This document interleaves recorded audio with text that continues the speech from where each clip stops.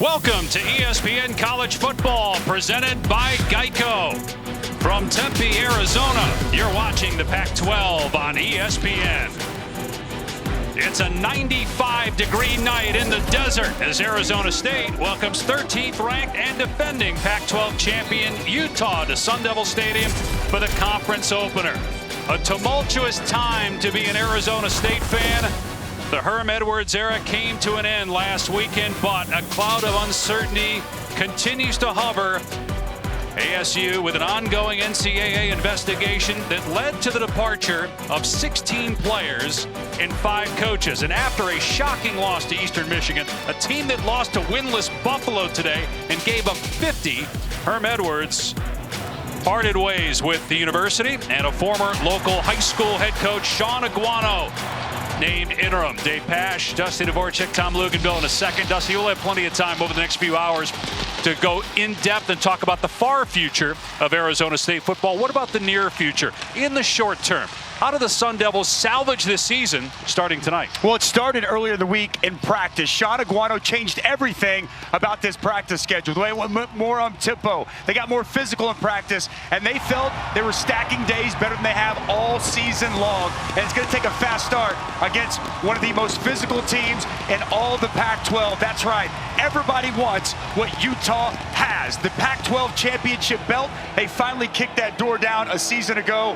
And man, does Kyle Whittingham have himself an outstanding team. A loss to start the season at Florida. They feel they've righted the ship and are ready to hit their stride as they hit Pac-12 play. They've got a veteran quarterback and Cam Rising, who's playing some great football. And Tom, this is one of the most physical football teams in all of college football. Well, there's no question about it, Dusty. There's no secret sauce to what Utah wants to be. They want to bloody your nose, and they're going to do it with running back Tavion Thomas, the 240-pounder. It is very simple. Utah's going to run inside zone. They're going to run outside zone. They're going to run play action pass, and they're going to have loads of tight ends on the field. Arizona State a week ago gave up over 300 yards to Eastern Michigan. So it's not about what is Utah going to do. It's about, can Arizona State stop it?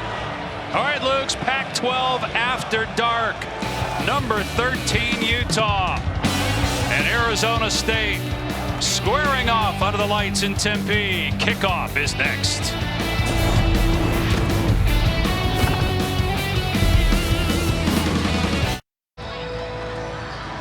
Another dry evening in the desert, 95 degrees as Arizona State and Utah get ready to square off. The series has been dominated by the Devils.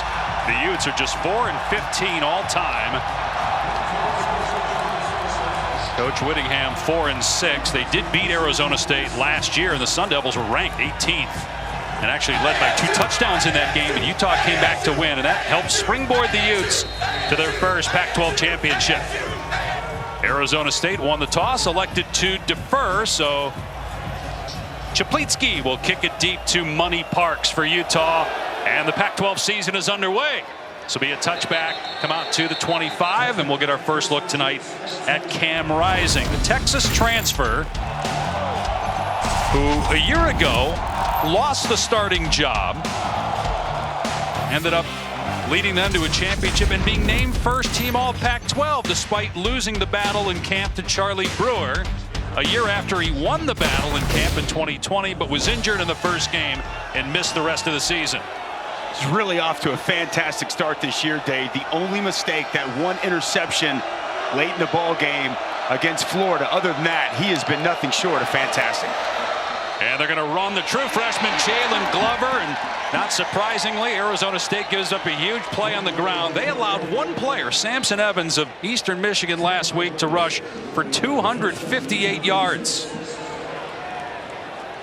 This is a physical brand of football you're going to see from this Utah offense. As Tom mentioned in the open, multiple tight ends, 12 personnel, 13 personnel, and really good movement off the right side. 32, Logan Kendall, an extra fullback slash tight end with a pancake on the first snap.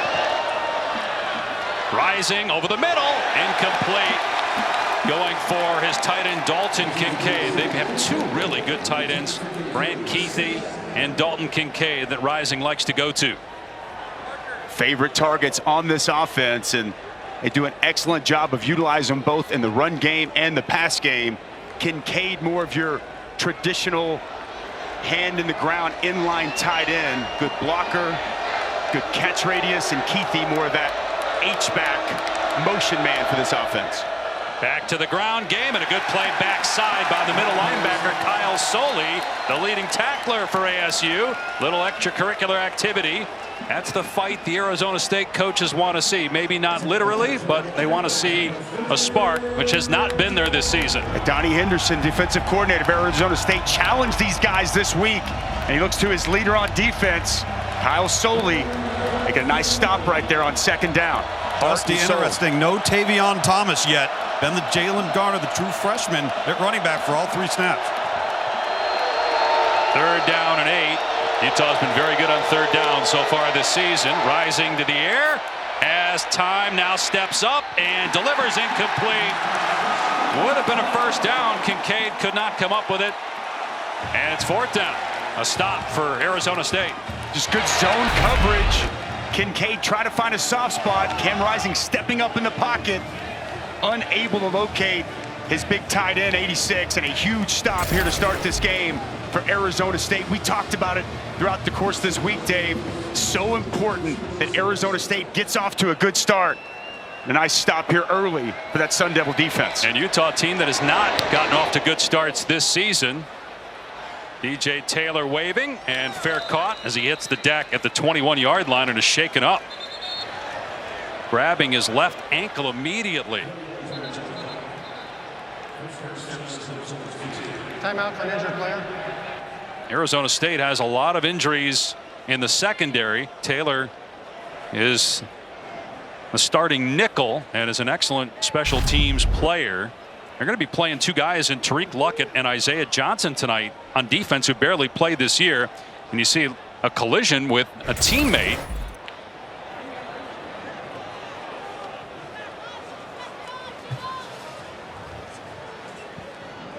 All right, so while we have a moment, let's take a look at tonight's Bear Paint game plan. Yeah, for Utah, stay true to who you are, ground and pound.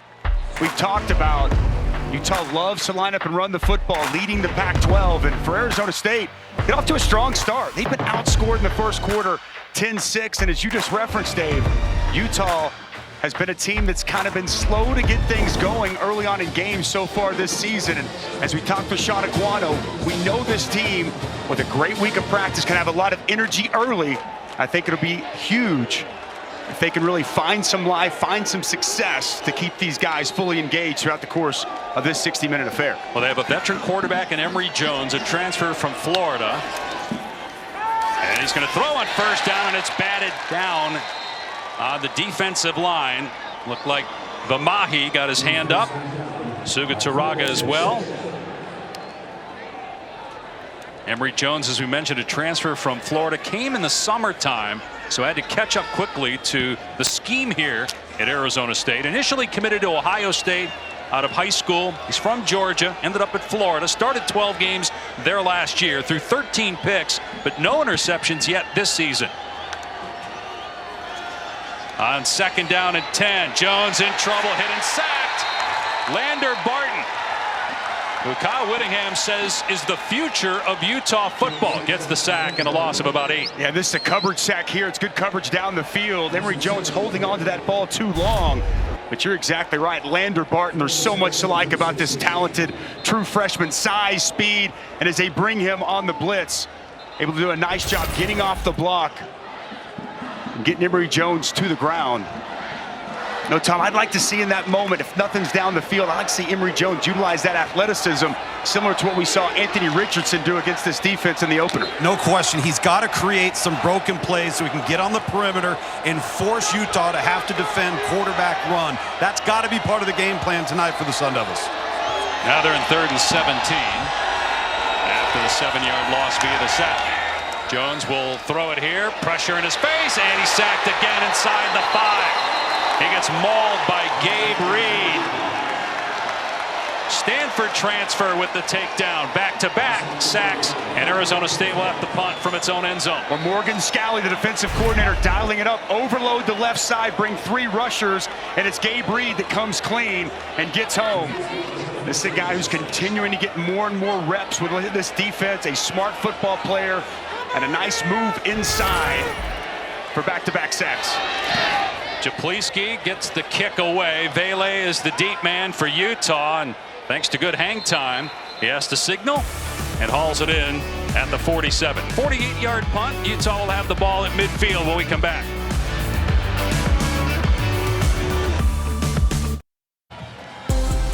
So Sean Aguano was hired by Herm Edwards as the running backs coach in 2019 after a very successful run at Chandler High School.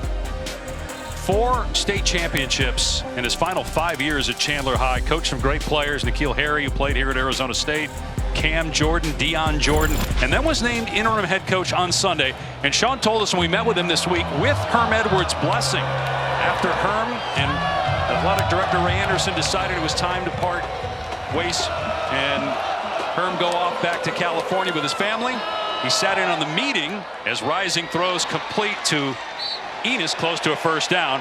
Herm Edwards sat in the meeting, and both he and Ray Anderson agreed that Sean Aguano was the best man for the job, and he got the interim tag with an opportunity, if there is success, to possibly get an interview, if nothing else, for the head coaching job. There's a penalty marker down 2 after that 9-yard gain. He looks at this as a great opportunity to prove that he's a viable candidate.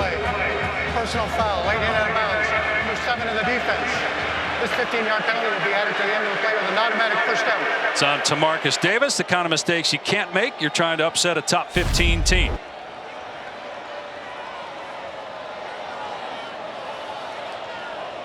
Type of undisciplined football, although really wasn't much there, but still you got to hold up. But that's kind of type of things that have plagued this Arizona State team. Focus and attention to detail were 2 things he really touched on with us when we spoke with him this week. Mekhi Bernard in the game, and here's a flea flicker. Rising with a ton of time, got a receiver wide open, and it's caught for a touchdown. Dalton Kincaid got behind the defense, and Utah is on the board first.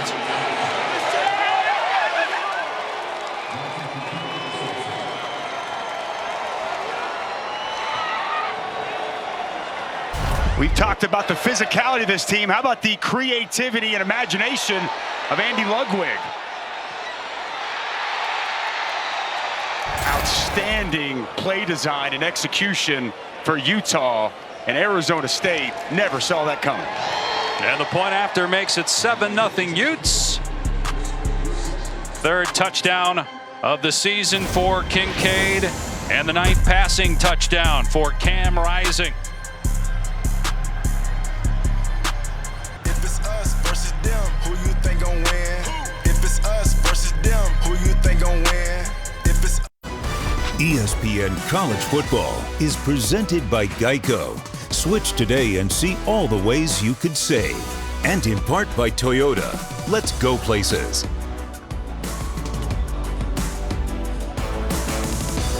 Well, we had mentioned earlier that Utah has started slowly this season, but not tonight. 22-second drive. They got the ball at midfield and then aided by a 15-yard penalty after a 9-yard play to start that drive. Then a flea flicker. Kincaid on the receiving end for the touchdown. 7-0 Utes. First of 3 consecutive ranked teams that Arizona State will play to start the Sean Aguano era, if you will. USC in Los Angeles next week. USC down to Oregon State early on, 7-0 at last check. Washington will be here in a couple weeks. Huskies coming off a big win last week against Michigan State. Ngata fielding it short of the 10 and gets knocked down about the 28-yard line. Let's go back and look at that flea flicker that you referenced there, Dave. Arizona State runs a lot of cover 3, and you'll see the corner 7 to Marcus Davis. He's that deep 3rd player. So the slot receiver, Solomon Enos, he's going to go like a skinny post. He's going to grab the attention of the corner, and then it's very well done by Kincaid. Acts like he's blocking, sneaks out in the wheel route. Nobody there to identify him, and an easy pitch and catch, walk-in touchdown, perfectly executed by Cam Rising in this Utah offense. Arizona State starting this drive, and it's 27. Went backwards on its first possession, ended up punting from the back of its end zone. Valade will get the carry on first down, and he gets flattened at the line of scrimmage. Junior Tafuna there for Utah. The Utes have an excellent defensive line. Tafuna, second team All Pac-12 a year ago, and the Pac-12 Defensive Freshman of the Year. They're always good on the D-line. Year after year, great continuity up front. They got good depth, rotate guys in. Nobody better amongst the defensive tackles than Tafuna. Strong and stout there in the middle. Jones off play action, sidearms it complete out to the 32 to Elijah Badger, who has definitely been Jones' favorite receiver. That's 18 catches. The rest of the group doesn't have 18 combined. Gain of 5. It'll bring up 3rd and 5. Little tempo as a change up here, Dusty. This is abnormal for them. Usually a huddled team is Arizona State so far this year. Sean Aguano said they were going to do that this week. Be definitely more tempo. Got that bunch, tight bunch to the boundary. Watch for Badger. Jones, everybody covered. Now a receiver comes free, and it's a first down out past the 40 and to midfield. And then Sanders, who made the catch, was leveled out of bounds. No flag on the play. There's a flag in the backfield, but not on the sideline after the big hit by Cole Bishop. Gain of 18, but it looks like it's coming back. Penalty on ASU. Pass interference. 82 of the offense was blocking downfield on a pass that went beyond the line of scrimmage. It's a 15-yard penalty. Still 3rd down. They ran a mesh here with receivers from both sides of the line of scrimmage crossing over. I think Andre Johnson, 82, called. So he's going to come across. 20 and 82 are going to cross each other. And you saw right there, Andre Johnson gets a good piece of 20, Lander Barton. Looked like he was necessarily blocking. He picked him, though, and that's a penalty. Definitely picked him. There's no question. So now it's 3rd down and 19. You would imagine Utah be teeing off here. And a short throw by Jones. Get about 3 yards. Cam Johnson on the catch, but another punt coming up for Arizona State. Such a punitive penalty there on that offensive pass interference. You finally get something good to happen offensively. Move the chains and get a nice big gain, and completely negated. All of a sudden here early on in this game, this next defensive stand for Arizona State, extremely important. Vele is deep. Another high kick, and fair caught at the 30. As we say good evening to Matt Berry, who is watching this game with every part of his being. Yeah, Dave Pasch, unfortunately I am. AT&T 5G studio update. You mentioned Oregon State on top early. Deshaun Fenwick punches it in off the left side. Right now it's Beavers 7-3 over the Trojans. Well, Matt is not the only Sun Devil who is very curious to see how things play out tonight and the rest of the season, and what the future is for this Arizona State program, which won 8 games last year, but then because, as there's a penalty marker down, because of the NCAA investigation we touched on in the open with all the players leaving and the coaches leaving, they were picked 10th preseason. 52 of the offense. It's a 5-yard penalty to still first down.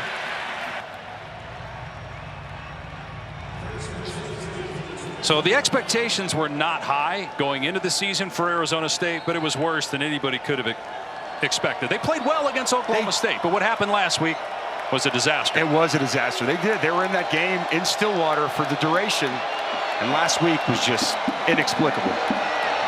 On 1st and 15, Glover, a couple of broken tackles, and he's out to about the 30, so he gets 5 yards. Silvera with the tackle for Arizona State. As we touched on earlier, is really that run defense that was what plagued this football team, giving up 305 yards on the ground to Eastern Michigan.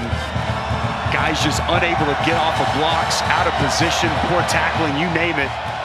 Trying to get that remedied here tonight. So on 2nd and 10, after they get back to the original line of scrimmage, they're going to run it again. And Glover is stood up and pushed back met in the hole after a gain of about 2. Connor Soley was there, so was his brother Kyle on the stop. Huge down here, Dusty. Yeah, and you know, Donnie Henderson doesn't bring a lot of pressure. You know, they play a lot of just base 4-man rush. Yep. If there was ever a time to maybe dial something up, try to get Cam Rising uncomfortable, I think it'd be right now.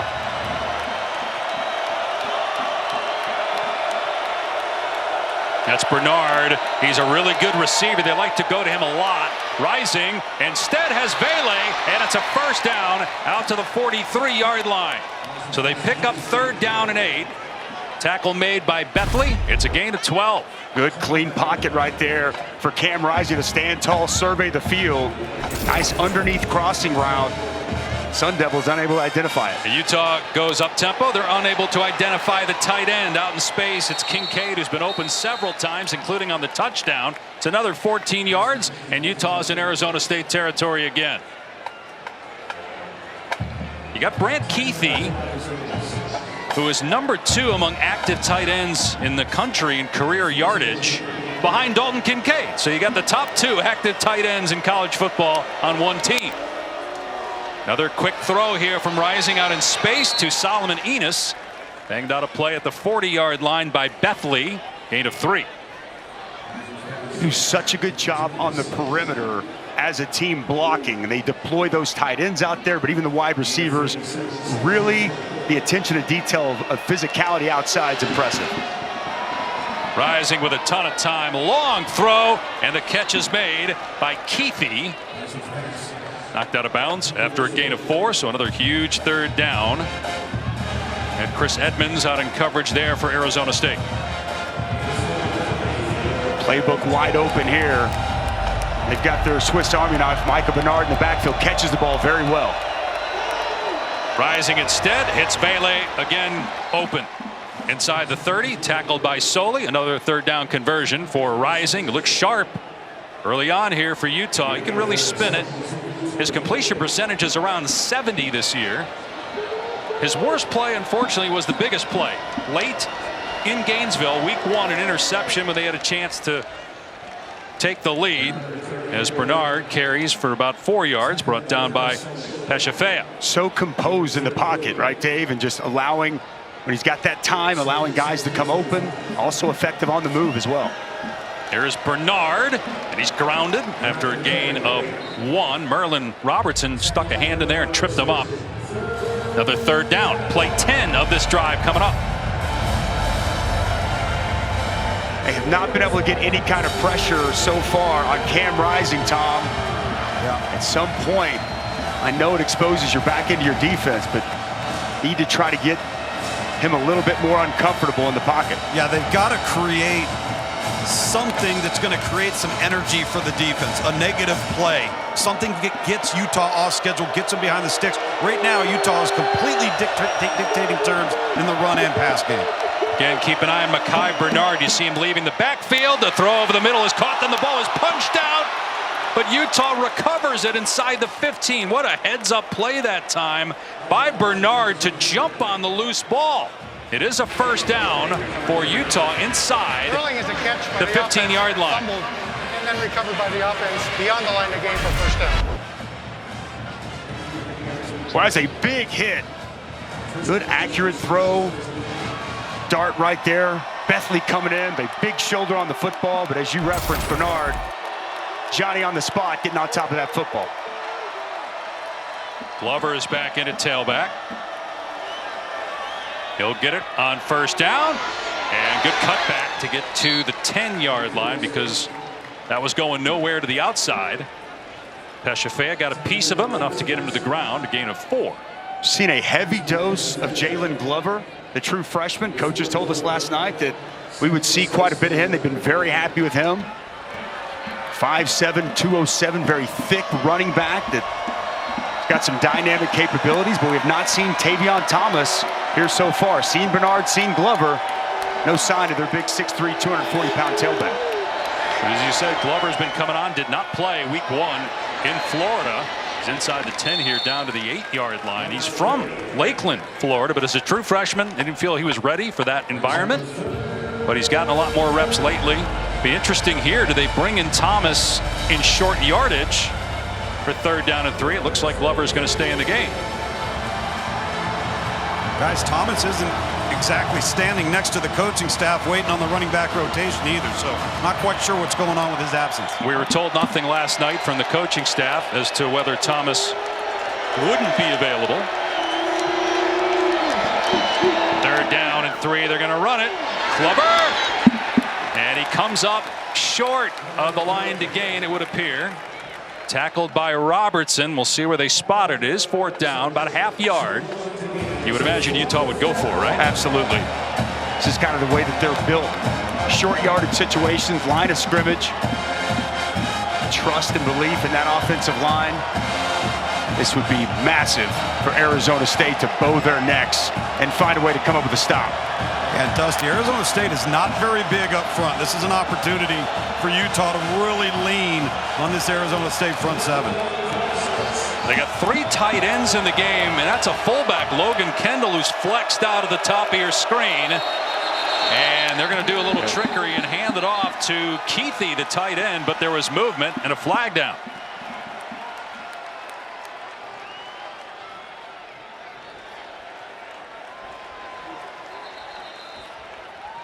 That would make it 4th and 6, and one would assume Whittingham would bring on the field goal team.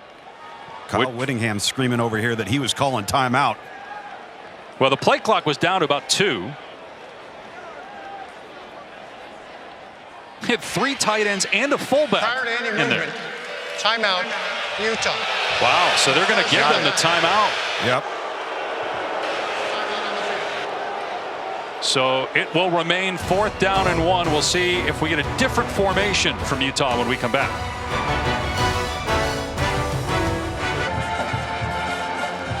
So last year, Tavion Thomas set the school record for rushing touchdowns. Transfer from Cincinnati, but we have not seen him yet. He's not in the game here on 4th down and 1 from the 6-yard line at 240 pounds. We have not been told anything from Utah other than he's expected to play, but he's not in there now when it counts most. And he doesn't even have his helmet in his hand, so I mean, that tells you if he is planning to play, something clearly going on. But Utah, after the timeout, going for it here. Heavy set, 3 tight ends on the field. And Glover, the running back, play action on the boot, rising, throws into the end zone. It's tipped. Oh, and then it's caught for a touchdown. Kincaid with his 2nd of the game. It looked like there was going to be an interception. Tamarcus Davis looked to be in great position to pick it off. Instead, it's 6 points for Utah. Well defended there by Arizona State.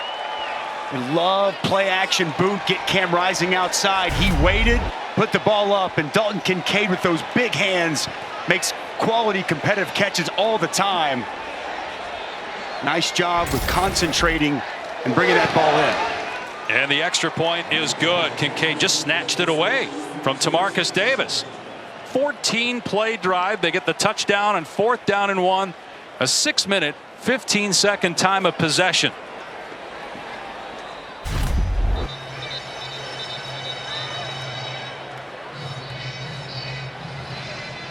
Looked like he wanted to go to Keithy initially. He was well defended, and man, just a really nice job securing it with one hand off his helmet. And a big touchdown, number 2 on the night for Kincaid. I think it's the best. It's as good a tight end duo as you'll find in the country. Georgia, people in Georgia probably said, hey, wait a minute.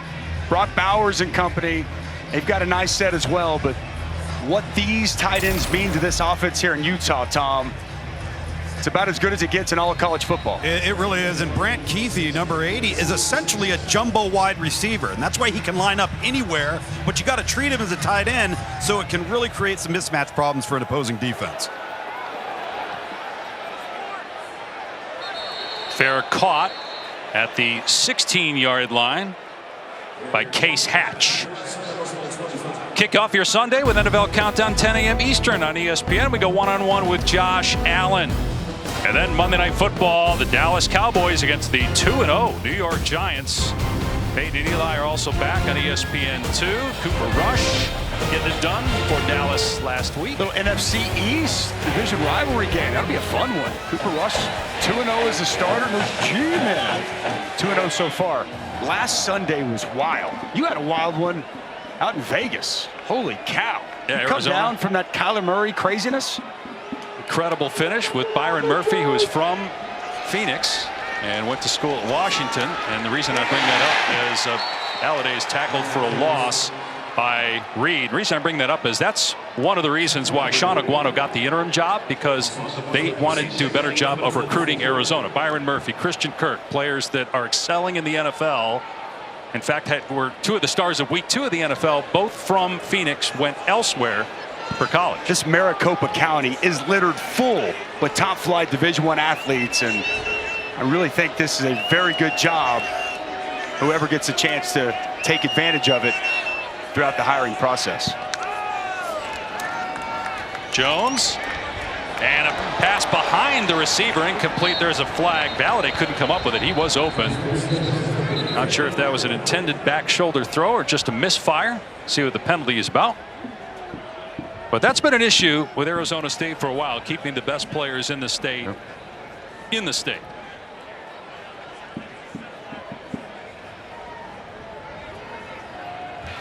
There is no foul for offensive pass interference. Play was ruled legal. Yeah, Todd Graham here. He had 2 10-win seasons. Granted, he rubbed enough people the wrong way to fill Sun Devil Stadium, which was in part why he was not retained. And then Herm Edwards was hired. The model changed. They were trying to make it more like an NFL setup, where Herm Edwards was essentially the CEO over the program. Had a couple of 8-win seasons, but never had wins over Michigan State, but just never got to the point where they could be a Pac-12 contender. It should have been last year. That was their year. 3rd and 11. Jones gets rid of it in time, and right at the line to gain. Badger pulls it in, and it is a first down. Love this pocket presence right here by Emory Jones. Pressure off the edge by Connor O'Toole. He stands strong and fires an absolute laser on the deep out-cutting route right past the sticks by Elijah Badger. Nice job by Badger, pushing that route all the way past the first down marker, and a big conversion for Arizona State. Nice throw right there by Emory Jones, Tom. Yeah, no question. His eyes were downfield. Didn't allow the rush to affect him on time. Jones, and Valladay able to make the first man miss and gets back to the original line of scrimmage. And you made this point earlier, Dusty. I think we should go in a little bit more on Emory Jones. You would think if you're off to a poor start, you lose to a team like Eastern Michigan, you look at Emory Jones' numbers and expect multiple interceptions. How about none? He's played well. Again, he got here in July. Still learning this offense. It's continuing week in, week out. He's getting better and better. Actually played his best game against Eastern Michigan. The problems of Arizona State, they have not been at the quarterback position. Jones replacing Jaden Daniels, who transferred to LSU. Jones coming from Florida, and he's a really good runner. That's how Florida initially used him earlier in his career. He's able to pick up about 4. 3rd and long coming up.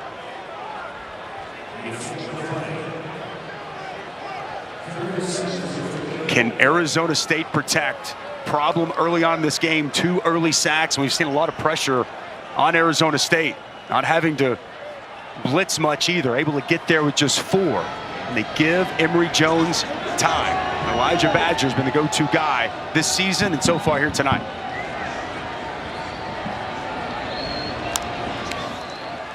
Utah rushing 4. In trouble is Jones, and sacked at the 29-yard line. Van Fillinger with the 3rd sack for the Utes. 2.5 sacks on the season now for Fillinger, who is a state champion in high school in the shot put, growing up in Draper, Utah. Well, he is strong and physical. And you're just going to see an excellent bull rush off the edge. See the power from Fillinger. Runs right through the guard. Nowhere for Emory Jones to go. Vele, the return man, has it with one hand inside the 30-yard line. So final seconds here of the first quarter. Cam Rising off to a great start for Utah. Well, he's had a great start to the season, and no different in this ball game. Saw some little creativity here earlier with the flea flicker, executed perfectly. And then on 4th and 1, red zone issues in week 1, not a red zone issue here in the first quarter in Tempe. So the first 3 games have combined 14 points. They put up 14 in the first quarter tonight. And they do it without their starting running back, Tavion Thomas, who has not played. Play fake. Rising, this time to Keithy. And another first down on the final play of the first quarter. Story all season for Utah has been their tight ends. It looks like Keithy's shaken up there for Utah. Could be a big loss if it's something serious. 14-0 Utah.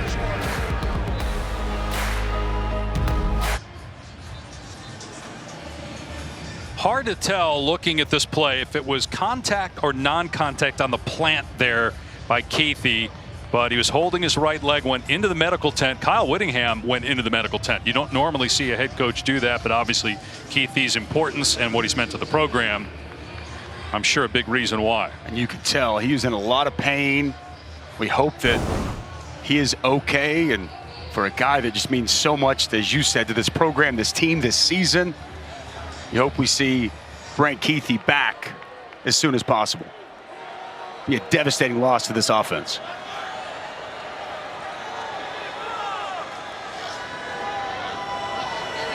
On first down, Glover wrapped up after a gain of 1. Silvera on the tackle. Keithy and Kincaid have been a nightmare so far for Arizona State defensively. Talked about the usage of these tight ends within this offense, and it has been on display from the onset here tonight.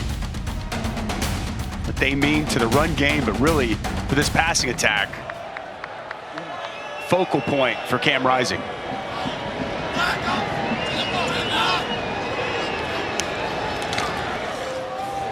Glover straight ahead, broken tackle, and out past the 45-yard line. Obviously a ton to play for Utah. Even though the loss week 1 is disappointing, you have a whole season to go to obviously try and win the Pac-12 championship and get into the college football playoff. Although it's only happened twice where a team lost in September, made the college football playoff. I was shocked when we found that out. Twice, that's it. And the first 2 years, right? As it was Ohio State in year number 1 losing to Virginia Tech, Alabama the second season losing to Ole Miss. 88-0 since 2016. Teams that made the college football playoff going perfect in September. On 3rd down and 4, Glover looks to be short by a yard, so 4th down. And if you're Utah, might as well go for it at this point, right? Absolutely. I would imagine Kyle Whittingham will not be afraid, given the way they've been able to have their way with Arizona State here early. You know what, Dusty? This is one of those scenarios where a Keithy being out can hurt you because it affects your ability to run your 13 personnel packages.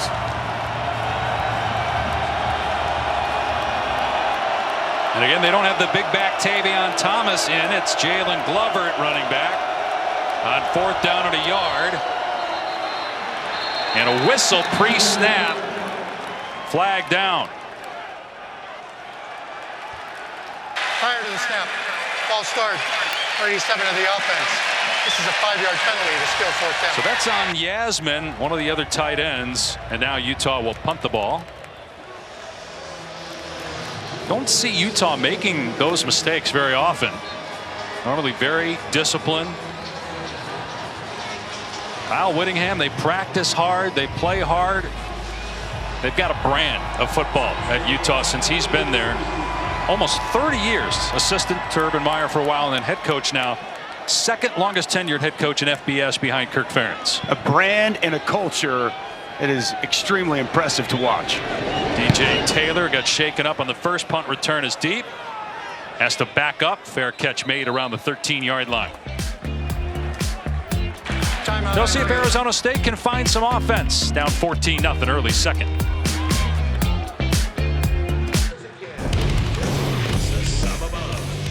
Well, it's been a suffocating Utah defense so far as from the onset, pass disruptions, pressure and sacks on the quarterback. Morgan Scalley's defense is playing with a vengeance here tonight. 12 plays for Arizona State, 5 tackles for loss and 3 sacks for this Utes defense. They have been an absolute menace for Emory Jones and the Sun Devils. -5 yards of offense for Arizona State. First possession of the second quarter for the Devils. And Valaday's out past the 15-yard line, so it's a gain about 3 for Valaday, who's averaging 120 yards per game on the ground. In terms of career rushing yards, he's #1 in FBS among active players. He was at Wyoming the last few years. That was the only scholarship offer he got out of high school. He's from Chicago, transferred to Arizona State, and has played well so far this season. He's had a nice start to the season. One costly fumble against Oklahoma State, but other than that, Valaday's been a real bright spot for this offense. Jones forced to leave the pocket, throwing on the run, and waiting for a signal. Incomplete. Badger unable to track that foot in bounds. Emory Jones, I thought he may take off and run. He should have. Looked like he had the edge, Tom. Yeah. I'm with you, man. Badger just out of bounds, unable to keep that right foot in as he goes to the ground. He's going to put more pressure on Utah's defense if he picks his spots and takes some of those opportunities, so that they're going to have to back off a little bit. Right now they can just tee off because he's so insistent about throwing the football. Another 4-man rush. Jones going down the sideline and out past Sanders. Couldn't get there to make the catch. There is a penalty flag down in the secondary at the 39-yard line, so perhaps Arizona State will get a first down via Utah penalty.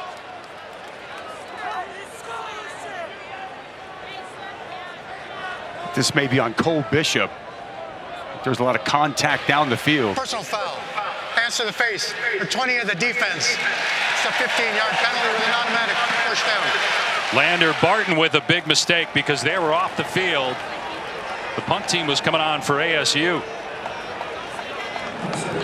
Talked about the talented freshman. And you can tell this young man has got a bright future at this level and probably the next.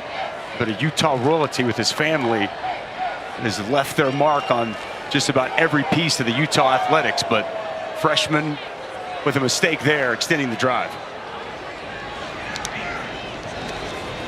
Valaday gets the carry, some running room. Out past the 40. And a gain of 14 to the 44-yard line before Hubert knocks him down.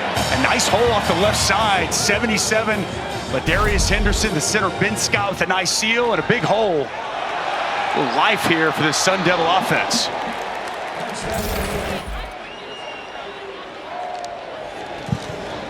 Now Jones will sling it, and it's picked off. Intercepted by Phillips. A flag is down. First interception thrown by Jones this season. Phillips, a 3-year starter, second-team All-Pac-12 performer a year ago, jumped that route. Let's see what the flag's about. Looked like there might have been face mask on the offensive player after the interception. Just as I say, some life in this offense. Clark Phillips slams the door shut. An outstanding corner for Utah. Started every game since he's been there as a true freshman in the 2020 season.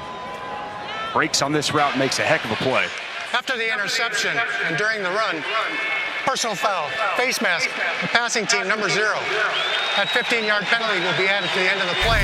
Automatic first down. So it's on Charles Hall, and now Utah's going to start right around the 30 of Arizona State. Plant and drive by Clark Phillips, outstanding. Recognizing and anticipating the route that was coming.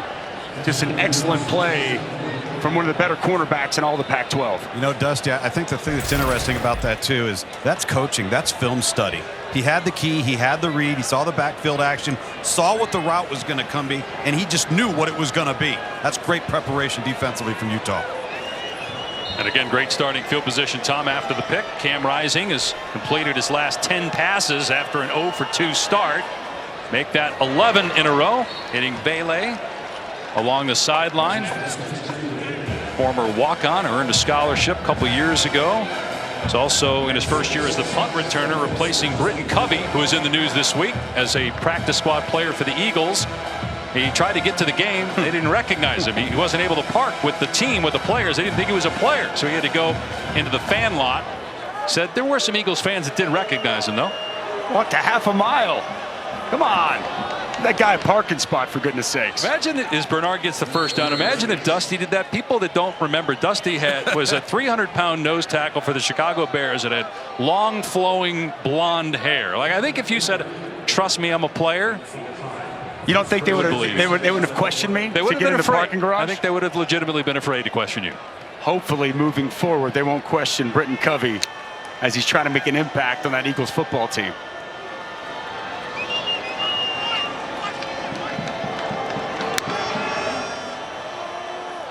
Rising, keeping this one, trying to find some room, and scoots out at the 14. Kincaid was out there trying to block for him. That's the element of this offense too. I mean, he is a very capable runner. We were talking yesterday with the offensive coordinator Andy Ludwig, and you know, if they wanted to, they could run him even more. He's very comfortable outside the pocket, will tuck it and run. Cam Rising really has developed into one of the better quarterbacks in all of college football and just runs this offense to a T. They got a wide receiver in there. Jackson getting the carry, and he's knocked down at the 5-yard line. Jaquindon Jackson getting a chance to run the ball. He doesn't have any stats on the year, but he's listed as a receiver, but he was in there at tailback. Well, they could have put you back there to run through that hole. Fair point. Because 32 Logan Kendall, and then the receiver 21 Solomon Enos, just really nice job on the second level, helping secure and open up. Big gaping hole there for a nice run. I mean, they could give it to Solomon Enos. His dad Curtis was a great player at Penn State, drafted in the top 10 by the Bears. Here's Jackson again trying to get the edge, cut it back down to the 5, so pickup of 2, 2nd and goal coming up. What was your running back skills like back in the day? Awful. Come on. Just awful. There were no skills. A lot of negative plays. I'm not buying that for a second. You're too modest, Dave. Hey, Dusty, you know, looking at this running back group, I haven't seen anything on the Utah sideline yet, guys, that would tell us why Mekhi Bernard and Tavion Thomas are not playing. If you're choosing to put a wideout back there, obviously something's going on in that room. Bernard has been out there, Tom, and he's back out there now, but we have not seen. We haven't seen Thomas at all. 2 tight ends. They fake the jet sweep, dump it off, and a good play in the open field as Bernard is smoked by Jordan Clark, whose dad Ryan, our colleague at ESPN. Excellent recognition here by Jordan Clark. Dad's probably smiling at home. Boot action and hit the running back out of the backfield and come up, and that's how you come up and lay the wood. Nice open field tackle by Jordan Clark.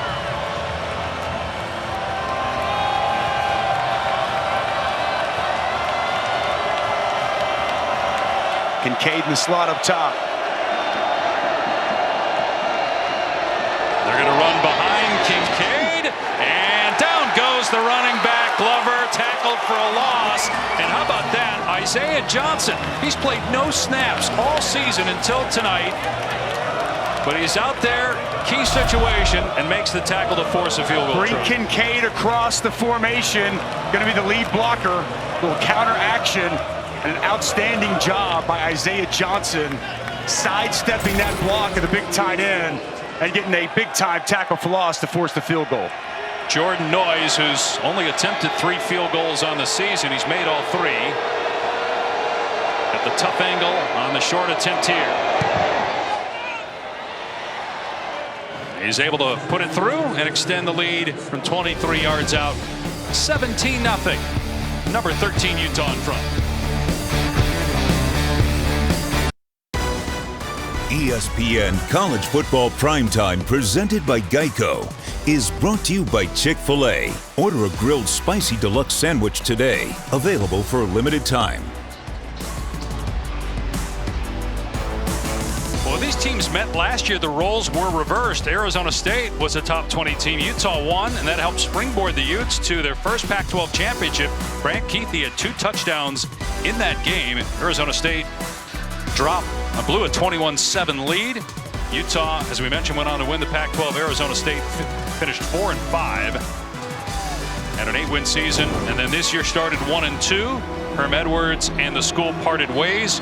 Athletic director Ray Anderson says Herm was not dismissed and he did not resign. So obviously they're still trying to figure out the language, I'm sure. Contractually, Ray Anderson and Herm Edwards, good friends, go way back. Ray Anderson at one time was Herm Edwards' agent. Sean Aguano, the interim coach, making his debut tonight. His team down 17-0. Ngata on the return has room. Past the 30. Past the 50. And all the way to the 42. That'll finally bring a smile to the face of Matt Berry back in the studio. Yeah, Pash, I'll take what we can get right now. Capital One reported performance. You know who's not going to be smiling after this? One Dusty Dvorak, because Adrian Martinez in Kansas State, he had a career night accounting for 5 touchdowns. They go into Norman and beat the Dusty D's 41-34, the final. Man, impressive victory for Chris Kleiman, Kansas State, after they lose at home to Tulane and muster up 10 points. And we all saw what Oklahoma did in Lincoln, Nebraska. Big upset there in Norman. Kansas State, you knew Kansas State was going to bounce back and play well. Huge win for the Wildcats. Halladay very patient with that run, and he hits a couple to the 40-yard line. I feel like we've said this a lot, that this year we're going to have more upsets than ever before. I mean, certainly you had upsets last year with Cincinnati and Michigan getting the college football playoff, but maybe this year will be even more chaotic. It feels like it's certainly headed that way. We had it a couple of weeks ago with the Sun Belt, knocking off 3 major programs. We can debate if Nebraska's a major program anymore, but it was 3 big wins. And Texas goes down in Lubbock today. Oklahoma goes down. USC down right now in Corvallis. Miami losing to Middle Tennessee. Jones, and it's caught by Badger near the 20-yard line. A gain of 19, and finally Arizona State's offense getting something going here. Boy, the pocket presence here of Emory Jones doesn't panic, steps right up. There's edge pressure. He sidesteps, steps up, is patient, and he waits for Badger to come open on a nice in-cutting route. Excellent job right there, Tom, by Emory Jones. Cool, calm, collected in the pocket, and accurate down the field. Great job keeping his eyes downfield. And on a side note, guys, Valladay came off limping there. They're starting running back for Arizona State. Sub coming in the game now. Right. Daniel Ngata, his brother Joseph, plays at Clemson. Ngata inside the 20. And push back after a gain of 2. And Fillinger in there first defensively for Utah. Got it with that nice kickoff return to kind of spark this drive right here. Exactly what Arizona State needed. Down 3 scores. Gata's got that great breakaway speed, that burst. Got to capitalize here, though, Dusty. A field goal does not help this football team. You've got to get 6 points if you're Arizona State.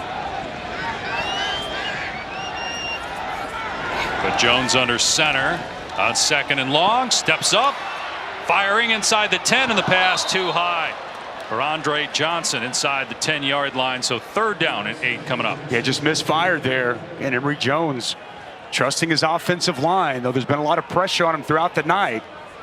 Stands tall and just fires high to Andre Johnson. I thought Andre Johnson played really well at times last week against Eastern Michigan. Between him and Badger really have emerged as the top 2 targets down the field. See how Utah handles this. Do they come after Jones? They've been able to get to him 3 times for sacks. Jones pass again high, and he had Gio Sanders open at the 10-yard line. 4th down. And Scally dials up pressure. Both inside linebackers on an inside plug blitz. Picked up pretty well. Emory Jones had time to deliver the football and just misses on an inside slant. It was set up and it was there.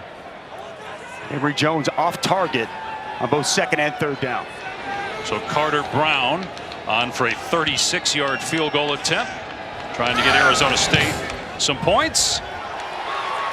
And the Devils are on the board. So it's 17-3 Utah late in the first half.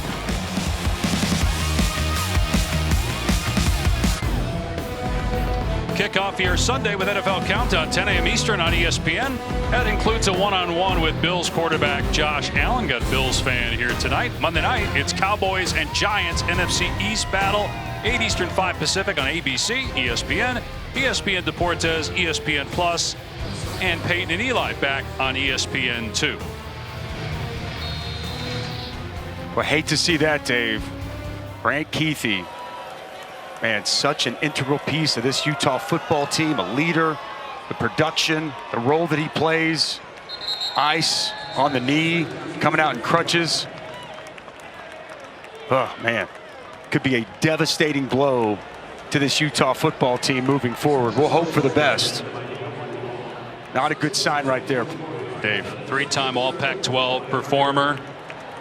They do have Dalton Kincaid, but part of what made Kincaid great is having Kuithe. Yeah, and they serve two different roles. You know, Tom was talking about that earlier. I mean, Kincaid more of your, you know, your true tight end, and you know, Kuithe serves a different role. He's almost a bigger wide receiver, H-back, a little bit of everything. Jaquindon Jackson getting another carry here, throwing forward by Robertson, gain of 3. We'd be big right here if Arizona State could come up with another stop. I really respect the effort that defense gave coming off the interception to force that field goal. They're trying to get up there and run Jackson again, but a penalty marker down. Ball start. 86 of the offense. It's a 5-yard penalty. It is still second down. We talked with Kyle Whittingham last night and said, you know, if you had a team that didn't practice the way you did, that didn't have the veterans that you did, would you be a little concerned about overlooking Arizona State? He said, yeah, I would be. I'm not really concerned. But, and I'm not saying they are, but we've seen a lot more undisciplined plays tonight from Utah than one would normally see. Yeah, pre-snap penalties, not something we typically see from this Utah football team. Coach Whittingham called him a wounded animal, and he definitely was not allowing this team to overlook their opponent. Rising through the hands of the receiver, Enos couldn't hang on. He had a run of 12 straight completions before that drop by Enos, and now it's 3rd and 12. Big opportunity here again for this Arizona State defense. They don't typically bring much pressure. They're pretty much a vanilla defense. It's a lot of 4-man front, cover 3. They don't variate or change a whole lot. A nice time to maybe try to bring some pressure and get that ball out of Rising's hand quickly. Well, they have 2 players, the Markham twins, not playing tonight for personal reasons, as the pass is caught, and it's going to be a first down. Kincaid just about to say that they've got a lot of guys in the secondary that haven't played this year, that are out there with Rode Torrance injured and the Markham twins not playing tonight for personal reasons as they think about their future. Just a really nice job there by Kincaid, finding the soft spot in the zone. Cam Rising locked in on his tight end. 3rd and 12, no problem, as the Utes move the chains. Great numbers for Kincaid, including 2 touchdowns. Utah picking up 3rd down and 12.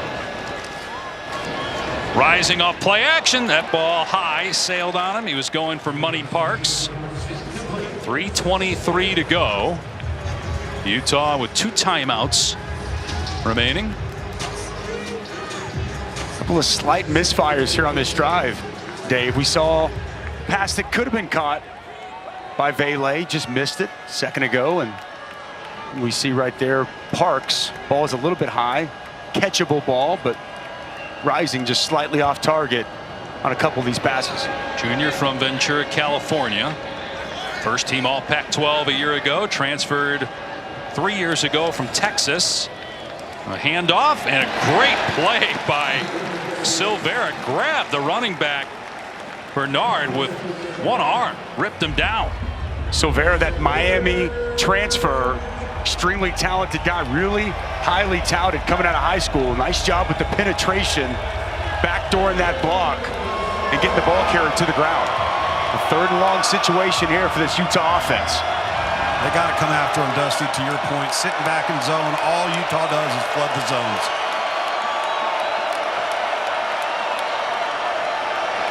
Rising again, a wide open receiver. First down to the 40-yard line. It's Money Parks. They did bring what looked like a delayed blitz, but the ball was already out. First down. Well, it was an excellent route here by Money Parks. Gets past the sticks, shuts it down in the comeback, and as soon as he's coming out of his break, that ball is on him. Really good between the quarterback and wide receiver. Dusty, that's such a tough route to cover because you're selling the corner route, and then you stop about 2 steps into the corner and come back down the stem, as you mentioned, as a comeback. Very, very difficult route. Rising 5 of 6, almost 70 yards on third down. Here he is on first down, and Vele is free past the 20 and down near the 16-yard line. The gain of about 25, and Utah's in the red zone at the 2-minute mark. The staff told us they feel like Vele is really right there on the cusp of breaking out for this offense. You love his size, and a nice job after the catch. Rising to the air again. Checks it down. Ton of running room after the catch for Bernard. Gain of close to 9. Brought down by Robertson. Bernard came in with 9 catches on the season. They'll throw it to him out in space. They'll throw it to him downfield. Does a little bit of everything for this offense, Dave. Good in pass protection, quality runner, excellent hands. He'll play corner if he has to. Did that in the Rose Bowl last year because of injuries. Gets the carry here. And he breaks a tackle, lunges forward, gets the first down. Gain of 7. It'll be first and goal from about the 1-yard line. He's saying, feed me. Let's go. Got that spoon in his hand. He wants to eat. No, Dusty, it's interesting. You kind of get the sense that Utah said, well, you know, Arizona State gave up 305 yards on the ground last week, and everybody thinks we're just going to come out here and run it. You know what we're going to do? We're going to throw it. And that's what they've done for the majority of the first half. No question. 179 yards passing in this first half to illustrate your point there, Tom. Timeout by Arizona State to talk things over defensively with 50 seconds remaining in the first half. Arizona State. Timeout on the field. Matt Berry back in our college football studio. Catch you up on some of the night action coming up. Oregon State and USC, they're locked in a tight one. We'll have highlights. Plus, Oklahoma goes down at home to Kansas State. And Ohio State just keeps on rolling along. Jesse Palmer, Joey Galloway join me coming up on a fantastic Saturday here in college football. Yeah, a lot of close games, a lot of great finishes. Clemson, Wake Forest, right at the top of the list. Texas Tech. That Auburn, Missouri. That Wake Forest Clemson game, the quarterback play in that game today, Sam Hartman, DJ Uyunglele, it was next level outstanding. That Missouri Auburn game. First down and goal on the 2. Jackson is the tailback. And he'll get the carry. Bounces off of a tackler and into the end zone for another Utah touchdown.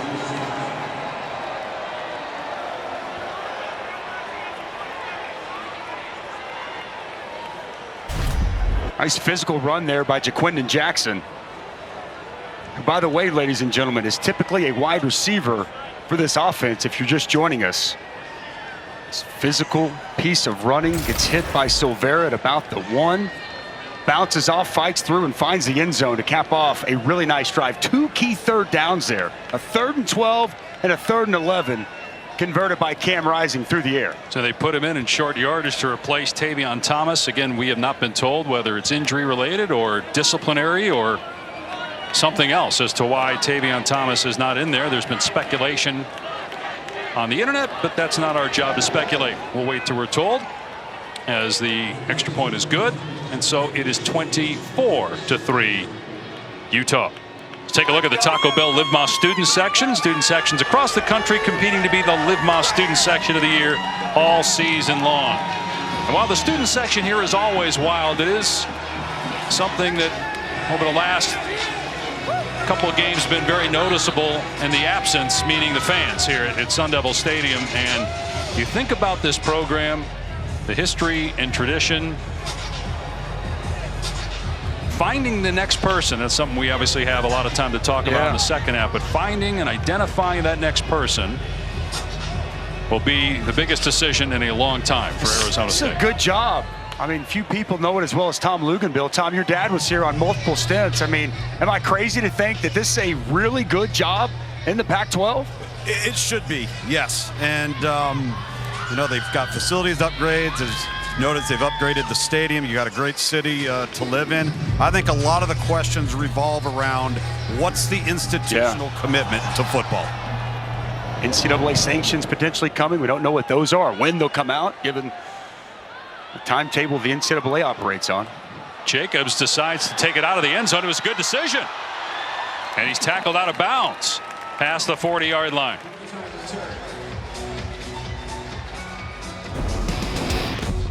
Well, that last drive really highlighted by a couple of key third down conversions. Cam Rising, 3rd and long, no problem. Hooking up with his tight end, and an excellent route run by Money Parks. Just Arizona State sitting back in zone. Cam Rising picking them apart. And the big physical Jaquindon Jackson, wide receiver playing some running back tonight. 227 pounds, physically finding the end zone.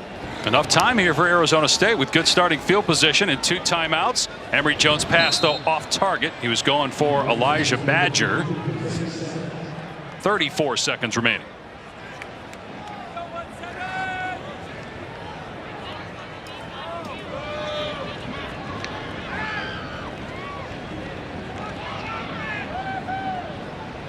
And Arizona State goes to USC next week. Utah has Oregon State.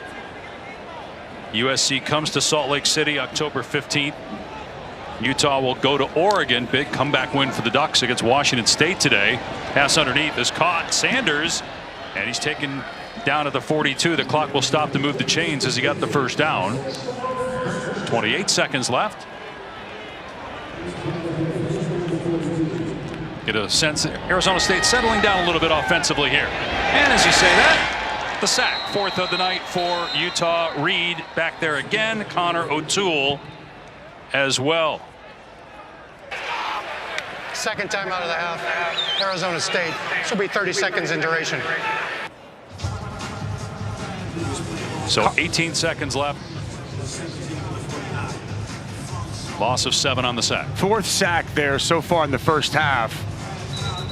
It's Gabe Reed, Connor O'Toole. Connor O'Toole's a great story, 81. He was playing wide receiver last year for this Utah football team. He's put on 34 pounds, the staff told us, from last year. Went to Kyle Whittingham, said, how can I help impact the team? Thought about moving him to tight end, H-back, and said that he really liked what they do defensively, so he added the weight. He's had a really nice start to the season so far. Speed rusher, and already now with the sack and a half on the season. 39 total yards for Arizona State, and that includes all the lost rushing yards via the sacks. In trouble again. And Jones escapes, flips it downfield, inside the 30-yard line. The catch is made by Conyers. They're in field goal range now with 10 seconds left, and they have a timeout. Little wizardry there by Emory Jones, escaping that pressure, and a nice pass on the outside. Got to get rid of the ball here. 2 seconds to go. The pass out of bounds with 1 second left. Very dangerous choice there not to call the timeout, but to run another play. Now they'll bring on the field goal team. Part of the learning curve for, even though Sean Aguano's been a head coach, not at this level, and they did not handle the clock well that time. It just worked out. The 47-yard field goal try for Carter Brown, who made a 36-yarder earlier.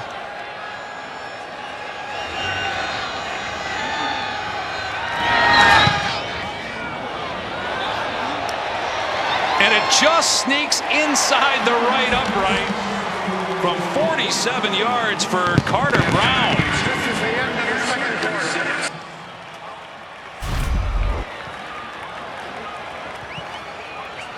Well, the offense and defense have been struggling, but the special teams have been on point. 2 big kick returns, 2 made field goals, and maybe a little bit of life into this Sun Devil football team as they take it in on a positive note to halftime. 24-6. Utah leading on the road here in Tempe. ASU will get the ball to start the second half, but right now, Matt Berry, Joey Galloway, Jesse Palmer, halftime report. Welcome back to ESPN College Football, presented by Geico.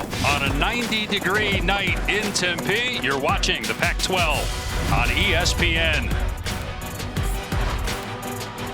Conference opener for both teams. Utah with a comfortable lead at halftime, 24-6. Great defense by the Utes. Sean Aguano making his debut as the interim head coach, replacing Herm Edwards, who parted ways with the program last weekend. That's why the negative rushing yards, the 4 sacks for Utah. And the Utes 5 of 9 on third down. They did lose one of their best players to injury, Brant Keithy, in that first half, which be a major storyline certainly for the next week and perhaps longer. This kickoff was sailed through the end zone for a touchback. Arizona State will start on the 25-day pass. Dusty Dvorak and Tom Luginbill down on the field. We started out the telecast talking about Cameron Rising, his ability to bounce back from what happened week 1, the interception against Florida. Had a fantastic first half here tonight. Yeah, he has. You know what? Utah is a running football team. They haven't run it that effectively, but Cam Rising, he's been sensational here tonight. And really on third down, money down, is when he's been at his best. 5 of 6 on third down, all of them moving the chains to help this offense to 24 points in the first half. Utah, the defending conference champions. See how Arizona State adjusts offensively here in the third quarter, and its quarterback run. Didn't see that much in the first half. A gain of about 6 for Emory Jones. Here's Tom.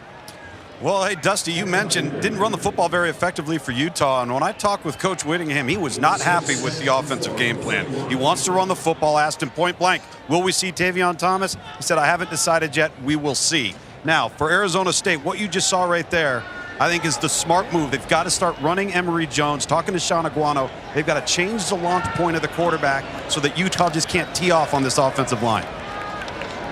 Another run play. This time Jones gives it.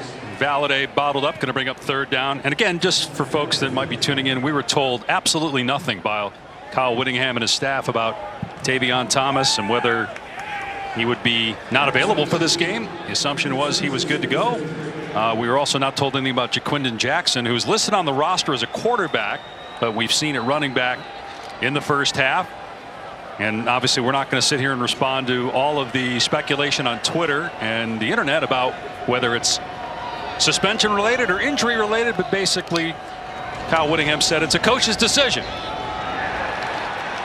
Down goes Emory Jones, wrapped up by Connor O'Toole on third down and short. Looked like he lost a yard, fourth down. And you see them trying to get Emory Jones on the edge with his athleticism. It's an outstanding play by Connor O'Toole, playing the zone read. Watch him squat, sit down. He can play the dive. He plays the quarterback run extremely well. Not bad for a former wide receiver. Really starting to become a household name at defensive end for this defense. Off the side of the foot of the punter. Does take an Arizona State bounce inside the 30-yard line, out at the 26. 42-yard punt, and Utah's offense on the field for the first time here in the third quarter. And Jalen Glover will be the running back, so still no Tavion Thomas. Numbers for Cam Rising just off the charts. 16 of 20, 179 yards, the 2 touchdowns early in this ball game, and as I mentioned earlier, just almost flawless on third down, especially right there before halftime. 2 big third down conversions. Here's Glover, tons of room. Upended by Bethley, but after a gain of 8 on the play. A really nice job on the right side of this offensive line. Center Paul Miley gets up to the second level, helps pave a path. Quick snap, another run straight ahead. Looks like it's going to be a first down based on forward progress to the 38-yard line as Glover, true freshman, 18 attempts coming into this game. And he's had 14 carries, or 13 carries rather, here tonight. Dusty, this is what Kyle Whittingham wants to see. He wants to see them run the football. There was no by design to throw it so much in the first half. Maybe the defense dictated that, but you're going to continue to see this stuff right here. Well, bully ball. That's right. It's the brand of football they like to play in Utah. Rising. Incomplete. Intended for Devon Vele, who had a great first half. 2nd and 10, a rare miss for Rising. Rising didn't quite get his feet set, kind of falling to the side as he tried to deliver that pass. A little bit off target. It was big wide receiver Vele.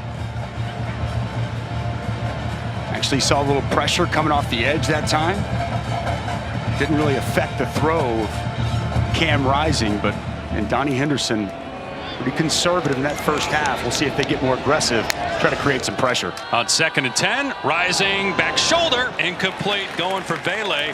Tariq Luckett had pretty good coverage. Luckett and Isaiah Johnson, again, 2 players that have been on the field a lot in the secondary tonight that had barely played this season. In fact, Isaiah Johnson, who wears 0, he hadn't played at all. So it brings up a 3rd down and 10. That was excellent coverage over there. Luckett got some good length at 6'2". Nice job getting his hand in there. Big stop here early in the second half. Arizona State can get off the field. Luckett, a transfer from Colorado. It's for 86 Kincaid. Utah on 3rd and 10 plus, they've been dynamite. That one's off the mark and intercepted by Tamarcus Davis. He almost picked off one in the end zone in the first half. This time he comes up with it. And just the 2nd interception thrown by Rising this season. Well, the Sun Devils needed something good to happen. Huge takeaway by Tamarcus Davis. Again, this pass just off target, inside a little bit, and Davis with a big interception to start the second half.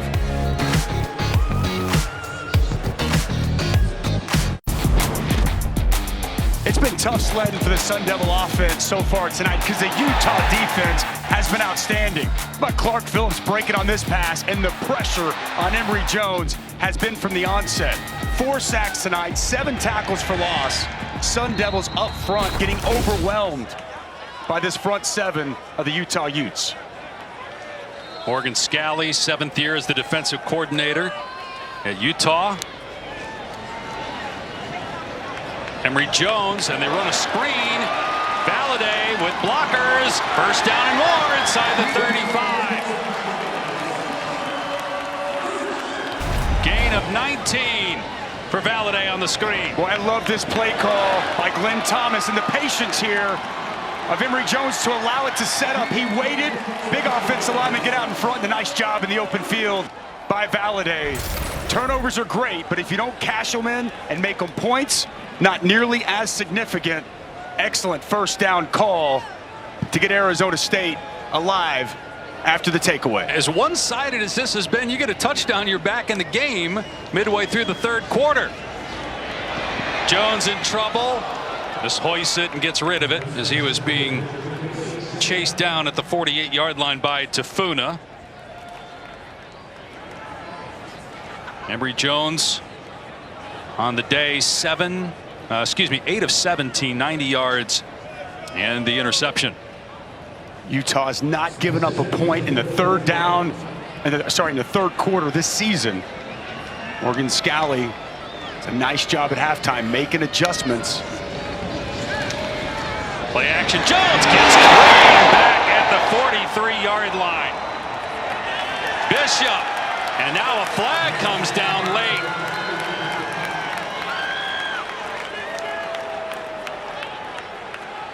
With Cole Bishop on that blitz, the safety came in. Big hit there on Emory Jones.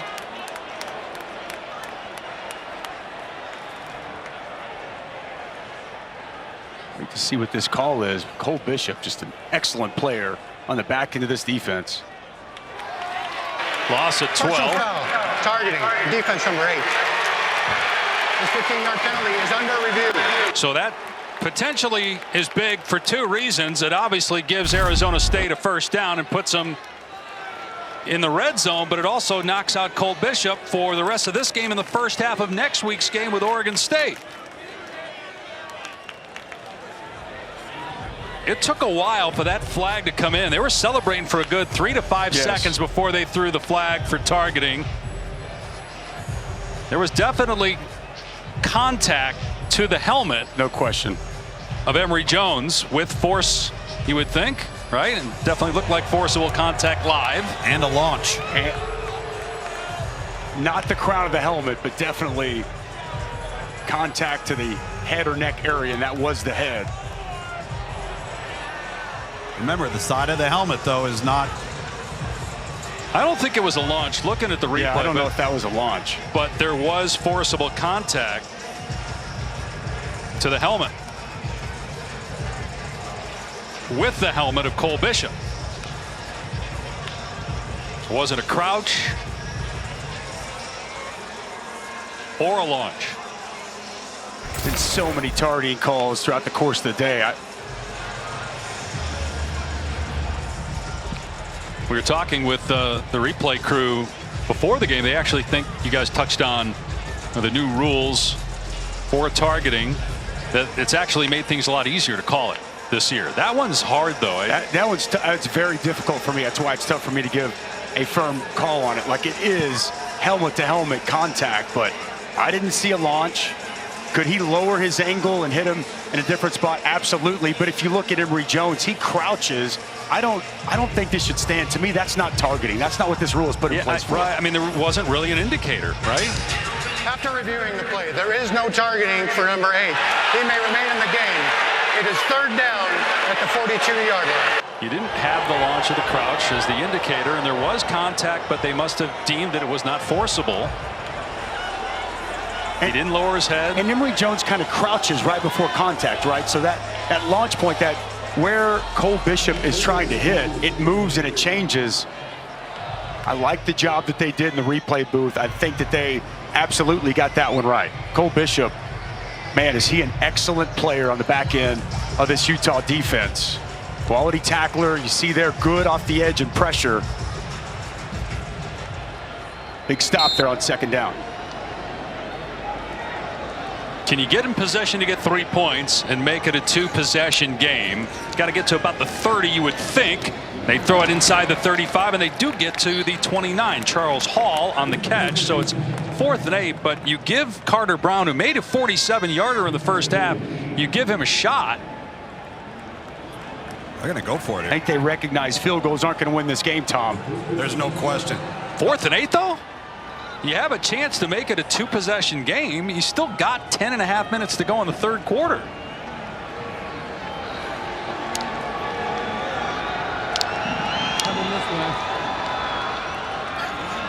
The decisions that Sean Aguano, longtime Chandler High School head coach, now the interim coach of Arizona State, making, and almost a sack. Jones in trouble. Now he goes down at the 26. Really didn't have a chance, and it's as if Arizona State saying, we can't stop them, so we have to convert here, because even with 3 points, they're going to score the next time they get the ball. Well, Karine Reed, you see him with a nice blitz, fights through the block, and the Utah defense once again with a big stop.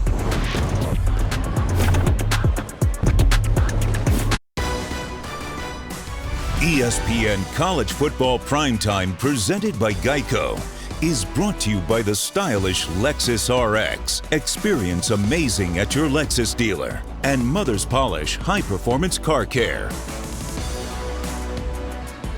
Certainly understand Sean Aguano not trusting his defense, but 4th and 8, you have a chance, make the long field goal. Now it's a 2-possession game. Cameron Rising just threw a pick. Got 10 minutes to go in the third. You make a good point. I understand where he's coming from, trying to say, you know what, we're going to go for it. We're going to be aggressive, and we're going to try to come up with a touchdown. That if we continue to kick field goals all night, that's not going to win the game. Coming away with no points whatsoever after the takeaway, it leaves an empty feeling. Tough decisions that a head coach, the interim, Coach Aguano's got to make. 4 state championships at Chandler High School. Tavion Thomas, first time we've seen him on the field, and he promptly goes for a big play all the way to the 45 of Arizona State for a gain of around 30. One of the premier running backs in all of college football, 21 rushing touchdowns a season ago. Big, physical, downhill running back, and you see his presence felt with his first touch of the ball game. Nice job on the interior. Keaton Bills, 51, the left guard, opening a nice hole. A couple of years at Cincinnati, then junior college, then Utah, where he was first team all Pac-12. Gets another carry here, down to the 41-yard line for 5 more yards. 21 touchdowns a year ago, school record for a single season at Utah. Scored a touchdown in 12 consecutive games. Another carry here inside the 40, spun down at the 38 for 3 more yards. Guy that's overcome a lot in his life, and again, coach's decision based on what Kyle Whittingham told Tom Luganville as to why he didn't play in the first half. He had a fumbling issue at the beginning of last year, and he struggled to pick everything up, and really it was the USC game that he kind of broke out, followed up with a good game against Arizona State, and became the feature back for the majority of the rest of the season. Bright future ahead for Tavion Thomas. Now 3rd down and 2. Can Arizona State come up with a stop? Gonna be Thomas again, trying to cut it back. Gonna be close at the 36-yard line. Connor Soley with the tackle. He's short. Utah's going to keep the offense on the field. It would be big if they could come up with yet another stop here to start this second half. Already with the interception, the first possession.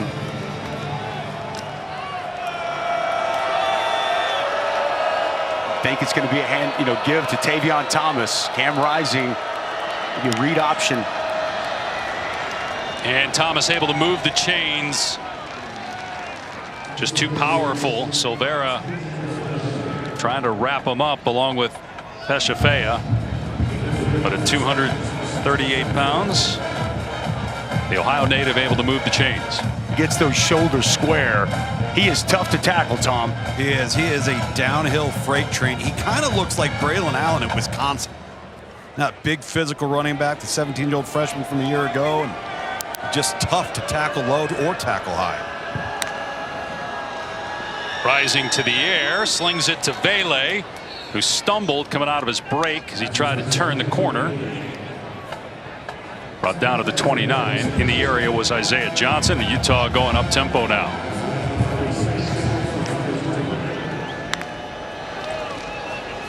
Rising keeping it here. First down inside the 20. Gain of 11 to the 18. A nice job by Kincaid, 86. Tied in. Gets out with a nice kick out block. Created a lot of space there for Cam Rising to get to the edge. Easy first down for the Utah offense.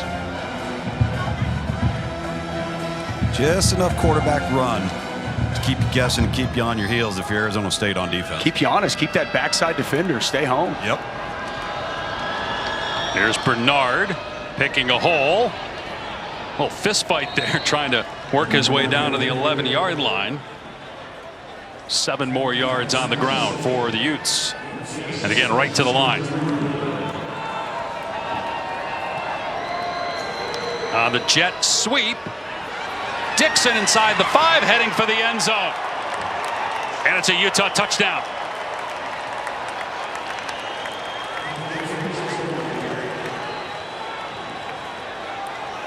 Well, that's why Sean Aguano went for it on 4th and 8. I mean, they've struggled to stop this Utah offense all night long. You're going to have to score touchdowns.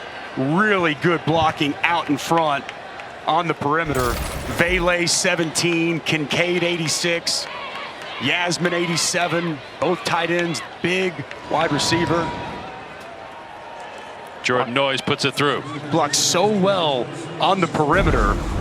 Just such a key factor. You want to play at Utah? You want to be a receiver? You can't just catch the football. You got to have some physicality to you and help spring runs. A nice touchdown there for the Utes. Let me show you how to be a star. Let me show you. Take a look at this week's college football rankings brought to you by Verbo. A lot of close calls and some defeats for top 10 teams, with Oklahoma and Arkansas losing, although Arkansas did it against a ranked team. Clemson had to come from behind to win. So did USC. Kentucky was tied at halftime with Northern Illinois. The two teams that had no trouble at all, Alabama and Ohio State. Alabama, you could understand against Vanderbilt, but what Ohio State did to Wisconsin, even though the Badgers have a home loss against Washington State, very impressive for C.J. Stroud and the Buckeyes. Touchback, Arizona State will start this drive in the 25. Dave Pasch, Dusty Dvorak, Tom Luganville. So as we looked at those top 10 games and a couple of the teams that went down today, what stood out to you the most? It's the Oklahoma loss. I think clearly at home against Kansas State, a Kansas State team that just lost to Tulane a week ago.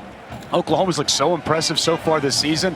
And Adrian Martinez, 5 total touchdowns on the day. I'm sure Brent Venables going to have a lot to teach on from that film. I don't think it's a shocker that Arkansas loses neutral site to A&M. You know, it was a good, close, hard-fought game, and USC finds a way to get a victory on the road in Corvallis. So I think without question, the shocker of the day in Norman, Oklahoma. Good throw that time by Emory Jones. Cam Johnson downfield makes the catch to the 46. That's a gain of 21. Finally, some good protection there for Emory Jones. Good clean pocket. Nice delivery to Elijah Badger. Does feel like the offense has been better here in the second half, maybe finding a little bit of a groove. Hit that screen pass on the after the interception. Another quarterback run. They've done this a little bit more here in the second half. Emory Jones picking up about 4 yards. The thing that stood out to me the most, the top 10, not the upsets. To me, it was the play of DJ Uiagalelei today for Clemson. Fair. Because think about it, we had them week 1. The question was, can they get back to the college football playoff? And it's probably going to come down to how well he plays. He was great today. And they've been winning with defense, right? In spite of the offense. And Sam Hartman, that offense had their way. DJ had to step up, and he was sensational, no question. Jones had to run there, crossed the line, got the first down, but a penalty marker is down on the near side of the field at midfield. Another thing from that game, his receivers are making some plays for him. That's which of the coaches have been asking for the receivers to step up. 2 players in motion at the snap. It's a 5-yard penalty. It's still second down. And the throw he made where the guy is holding his left leg. Yeah, that was incredible. Showing the arm strength. Incredible. 5 touchdown passes today for DJ. Almost 400 yards. A big win for them. They got NC State next week. And you think for his confidence, right? There's been rattled, been shaken. It's going to do wonders.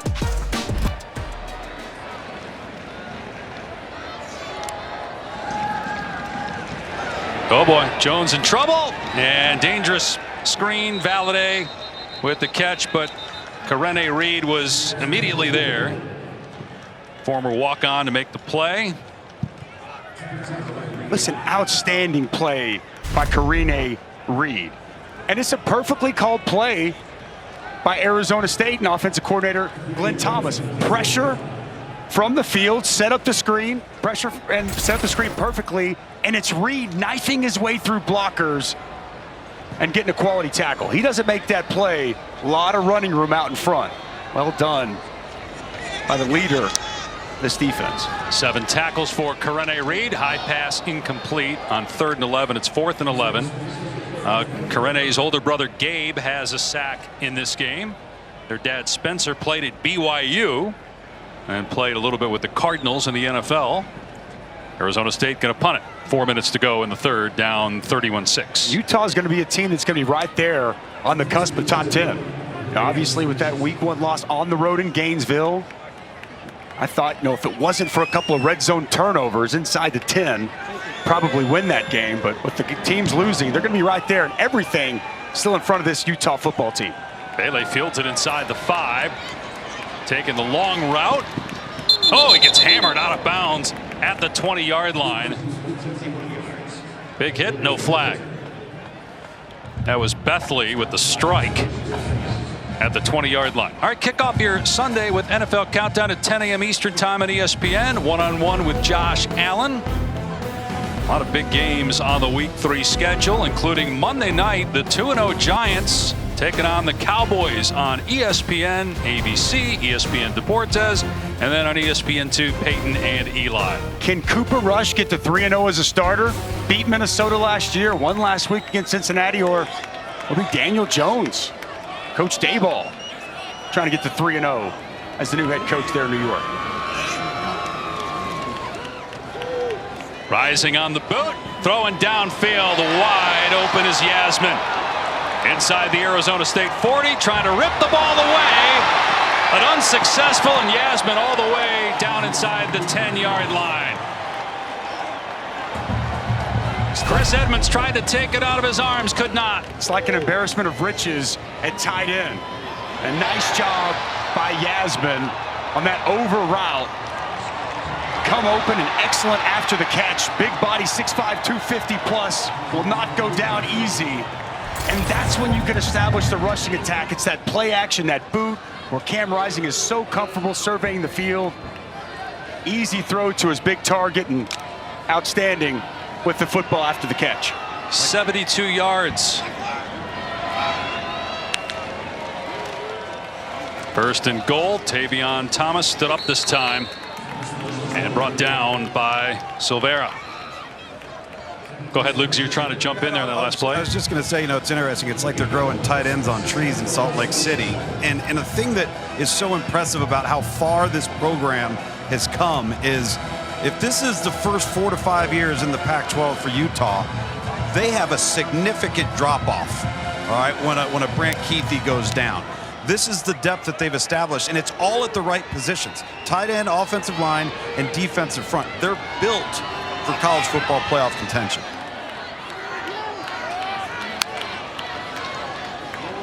I'm going to pound it again here.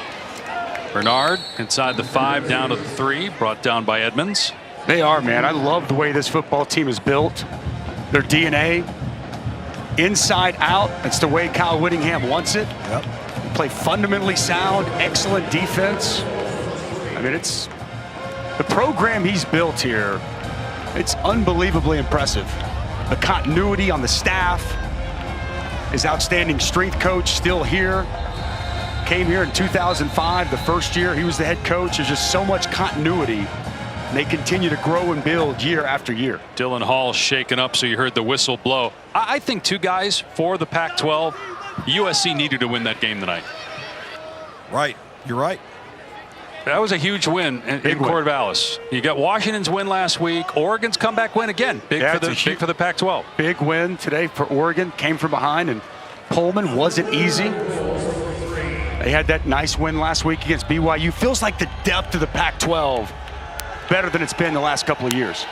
Third down and goal from the 3. They run. Bernard, he doesn't get in. Good play by Anthony Cooper. We put up the graphic earlier that since 2016, no team that lost in September has made the college football playoff. So that historically does not bode well for Utah. But again, it feels like this year's different. We're going to have more and more upsets. And people said that was an upset because Utah's in the top 10. That game's at Florida. Yeah, no question. And it, came down to the final moments, right? I mean, it was an outstanding football game to kick off week 1 of the season as we come on 4th and goal, and Kyle Whittingham, he's going for it. With a 25-point lead. Rising to throw, looking, fires, and it's knocked down by Robertson. Upset that he didn't pick it off, but doesn't matter. Arizona State will take over on downs with 44 seconds to go in the quarter. It's a really nice play here by Merlin Robertson. Underneath coverage, the vision he has on Cam Rising, gets right in the throwing lane and almost intercepts his pass.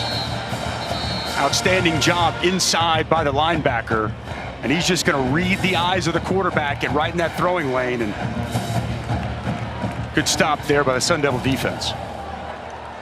Look, if Utah, going back to our conversation a second ago, if Utah runs the table, wins the Pac-12, hard to imagine, based on where USC is right now, where Oregon is, Washington, that Utah's not going to be in the college football playoff. Oh, they win it. If they run the table, they're getting in. And keep in mind, there's guys, no question. Other teams in the top 10 are going to end up playing each other. No, 100%. Yeah. USC has to go to Salt Lake City? Yeah, October 15th. Jones floating it out there complete to Andre Johnson.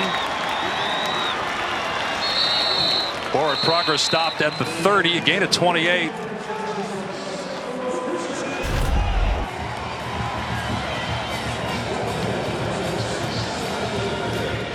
No fear, out of their own end zone, little play action, put the ball up, strong hands through the catch from Andre Johnson. Final seconds here of the quarter. Arizona State is at USC next week. Mentioned that Utah's got the Trojans October 15th. They've got Oregon State next week. A game in Salt Lake. Jones, another completion. Badger past the 40, dragging defender, fumble the ball. It's still free. Looked like Utah jumped on it. And it is. There's a marker down. Utah saying that they have it. They do.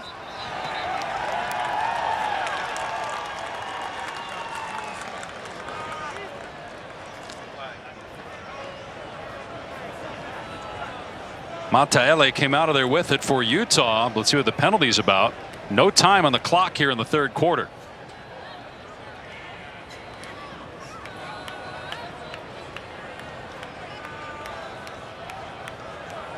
These Utah defenders attack that ball with a vengeance, Dusty. 100%. Ruling on the field is a fumble that was recovered by the defense. After the play, personal foul, number 2 in the fumbling team. This 15-yard penalty will be enforced to start the fourth quarter. It's on Badger, who turned the ball over, was upset afterwards. And so Utah with the takeaway will have good starting field position when we begin the fourth quarter. The Utes leading at 31-6 after 3. Are you ready? Okay, say no more. She's a lotus and I'm the conductor of a magnum opus. Simply braggadocious. Why don't... Well, Kyle Whittingham has been at Utah since 1994. He's now in his 18th season as the head coach, the second longest tenured active FBS head coach behind Kirk Ferentz, tied with Mike Gundy. All-time winningest coach in Utah history, and they won the conference last year after a slow start. And he told us, 1-2 start, he told us that was significant. They've been knocking on that Pac-12 championship door, been to the championship game several times, and he said the determination and look on his players' faces in the locker room before that championship game, they would not be denied. It's a great bounce-back story a season ago. And Rising keeping it here. Out of the 24-yard line with Bethley down there for Arizona State, and a gain of 10. 3 New Year's 6 bowl games for Whittingham. And in an age where everybody's looking for that next job, Kyle Whittingham has stayed at Utah, has had multiple opportunities to leave. And a lot of his coaches stay. Very little attrition for the transfer portal. A lot of 4th, 5th-year guys on this Utah roster. He's done it the right way. Rising throwing here. Bailey tried to adjust but could not come up with it. Isaiah Johnson in coverage.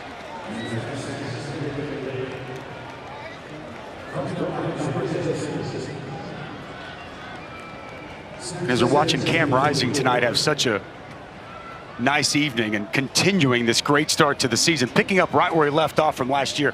He was really the spark. San Diego State last year is when he was inserted after losing the job to Charlie Brewer.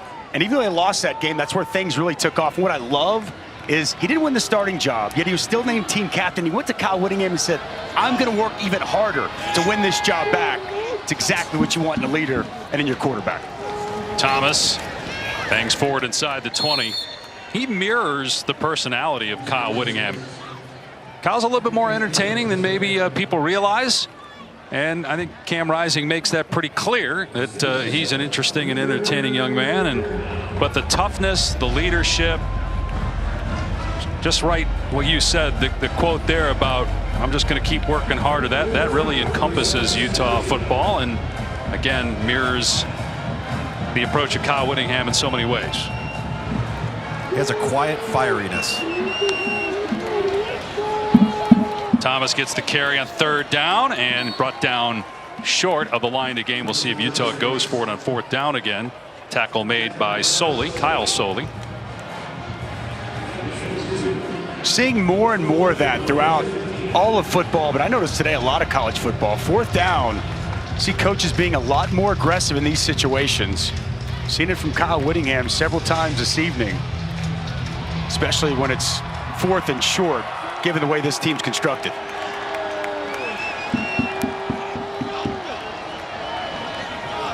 Rising checking out of it, unless he's just trying to draw Arizona State offside. Nope, checks into a run to the left, and Thomas gets the 1st down. That has to also infuse something into your players on offense when you continue to show confidence in them, because Texas Tech went for it early in the 3rd quarter. 4th down, didn't get it, but that offense didn't skip a beat.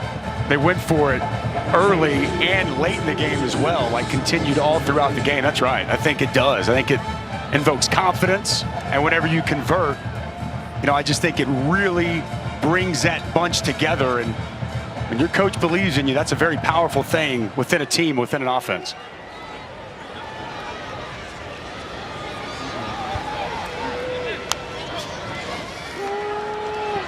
Rising, climbing the pocket, throws end zone incomplete. Going for Kincaid.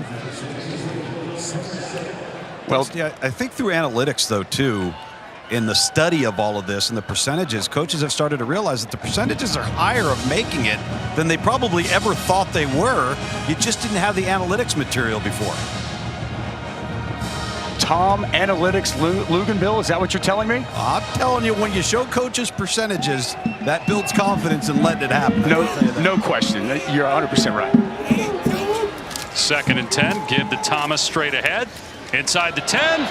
And touchdown saving tackle by Soley at the 5. 8 more yards on the ground for Utah. And the Utes closing in on 200 rushing yards for the game. Thomas doling out punishment as he's carrying the football between the tackles. Tough guy to get to the ground. 3rd and 2. Thomas taking some shots. No gain on the play. Bethley in there first. Anthony Cooper also, another 4th down. Arizona State's credit, man, they have not given up defensively. Yes. I really, it's one thing, it's Donnie Henderson, the defensive coordinator, goes back and looks at this film. And there's plenty you can correct, and obviously it's not all perfect, but they haven't quit. They haven't given up, and that is commendable. Players dealing with a lot. It's their head coach parting ways on Sunday. Coach Aguano named head coach. I mean, it's a lot of emotions throughout the course of the week for these players. And some movement by Utah, penalty marker. Because here's the thing about Herm Edwards. You can look at the record, the lack of success. 71 of the offense. It's a 5-yard penalty. That Arizona State fans were hoping for, but the players love, everybody loves Herm Edwards. It's Herm. And so this is difficult for a lot of players. That the way Herm treats people, a lot of these guys had close relationships with him. Even if they weren't close relationships, everybody likes Herm Edwards. Tough to transition from that, dealing with those emotions when you have to start conference play. Field goal good by Noyes, 28 yards, 34-6, Utah. So the first person I think of when I think about a teacher that's done something for me or taught me something is Matt Halden. Matt Halden taught me you are who you are when no one's watching, and that's something I really take to heart. You are who you are when no one's watching, because that's the time you're really going to do what you think is truly and right.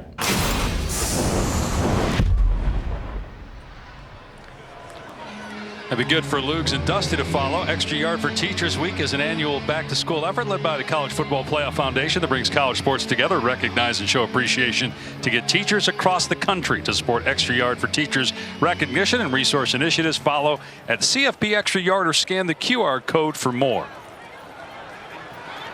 Here's Ngata on the kick return for Arizona State, and he's out past the 25. Ooh, hits the deck hard at the 30-yard line. See you with those little wisecracks, Pash. I see you. Hey, don't think you can't get thrown out of this window up here, okay? Dusty, how dare he besmirch our good names? All right, there's Ray Anderson, athletic director Michael Crow to Ray's right, our left, who is the school president. They met with Herm Edwards on the field after. We didn't get confirmation on it. There was a lot of speculation that at that point the decision was made between Herm Edwards and Crow and Anderson that he would not stay on as the head coach of Arizona State. Again, with a year and a half into NCAA investigation. Long throw by Jones, complete to Charles Hall into Utah territory. 5 full-time coaches leaving, both coordinators from last year, a bunch of players. They were picked 10th preseason. And talking with Ray yesterday, he said, really, Herm was tired. Herm said he was tired, and there was some relief since this is over. Coach Aguano said the same thing. Coach Aguano had said that he talked to Herm Edwards 3 different times throughout the course of the week, and it was just a sense of relief over him after everything that's gone down, and obviously being relieved of his duties. Coach Aguano saying that one hope that he has, not only in proving and showing that he's a viable candidate for the job, but to put a smile on Herm's face with the way this team's able to play. And obviously, Ray Anderson, president, everybody involved, they've got a big decision to make here over the next several months. Very important hire coming up for this football program. 2nd down and 3. Jones' pass is caught by Sanders, and he does get the first down. And obviously, there's a lot of people's futures are up in the air depending on what happens with the NCAA investigation. But assuming Sean Aguano doesn't run the table and get the head coaching job, what's the direction Arizona State needs to go? I think that they need to get somebody with some energy, somebody who can recruit. I think that's the biggest thing. We talked about this area, this Maricopa County, the droves of quality top flight Division I athletes that are here. You've got to be able to secure your borders and keep that talent right here and get it to stay here in Tempe and be a part of this program. I think that's as important as anything, Tom. I think they need somebody energy, young. I think offense is in right now. I think an offensive mind would make a lot of sense. And really, as much as anything, somebody who can do a great job in the state of Arizona as it relates to recruiting. Yeah, and the head coach needs to be a tireless worker in recruiting. He needs to be an evaluator, a worker, understand that players first, plays second. And then I think administratively, from an institutional standpoint, what's the commitment going to be? What's that new coach going to have at his disposal when it comes to compete with the Utahs and the Oregons of the Pac-12, whether it's staffing, resources, funding, NIL? There is a slew of items. There are going to be a lot of questions asked about what do we have internally within this program to make it what we all think it should be. And that may determine who says yes if offered the job, if they can get those answers and then get them in writing. Assuming playoff expansion happens and assuming UCLA and USC in particular are no longer in the Pac-12, that's a great thing for Arizona State. Yeah. Those schools are out of the picture in terms of winning your conference, which will get you an automatic bid to the college football playoff. So now you have a legitimate shot year in, year out to make the college football playoff. This is going to be the most important football hire in Arizona State history. Intercepted by Bishop. At the 2-yard line, Utah will take over. There's no question, Dave. This is a massive hire. And given the way this ended, I do think the NCAA sanctions investigation is a big piece of this, but very important hire over the next couple of months for this program. And Emory Jones off his back foot, pressured once again, and a nice interception by Cole Bishop. This Utah defense has been lights out all night. ESPN College Football is presented by Geico. Switch today and see all the ways you could save. And in part by Goodyear. Discover the possibilities. Goodyear, more driven. 26 years ago this week, the late, great Pat Tillman, Jake the Snake, Jake Plummer, helped lead Arizona State to an 11-win season, almost a national championship, losing in the Rose Bowl to Ohio State. Since then, just one conference championship. They were co-champs in 2007. That's why we're saying before the break, with Expansion of the college football playoff, likely an automatic bid for a Pac-12 winner, and USC going to the Big Ten out of the picture. This is going to be an incredibly important hire for Arizona State as to who the next coach is. And we talked about this a little bit in the first half as Jackson is out past the 5-yard line. You look at the recent tumult under Herm Edwards with the investigation into alleged recruiting violations, that who knows when that is going to come to completion and when an announcement will be made. 16 players plus departed, 5 coaches, and then the loss to Eastern Michigan, which resulted in the decision to mutually part ways. Sean Aguano, the interim head coach, got to find a way to keep in-state talent from going elsewhere.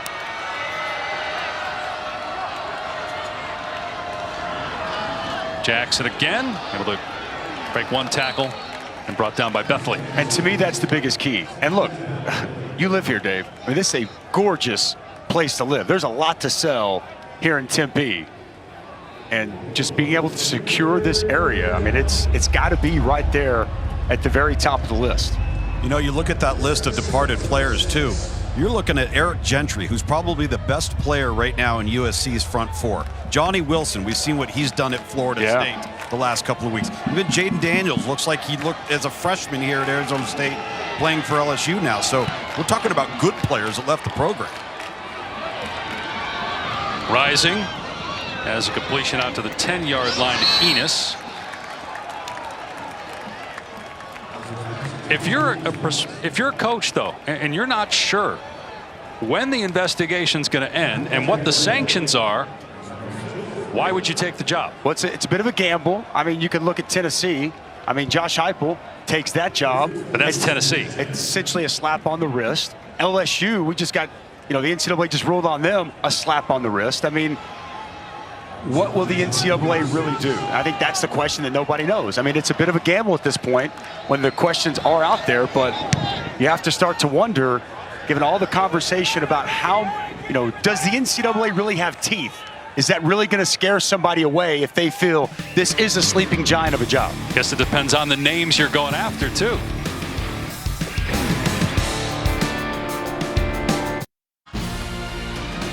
So Aaron Judge really was going without homers the last 4 games just because he knew he was going to be on Sunday Night Baseball with a chance to get to 61.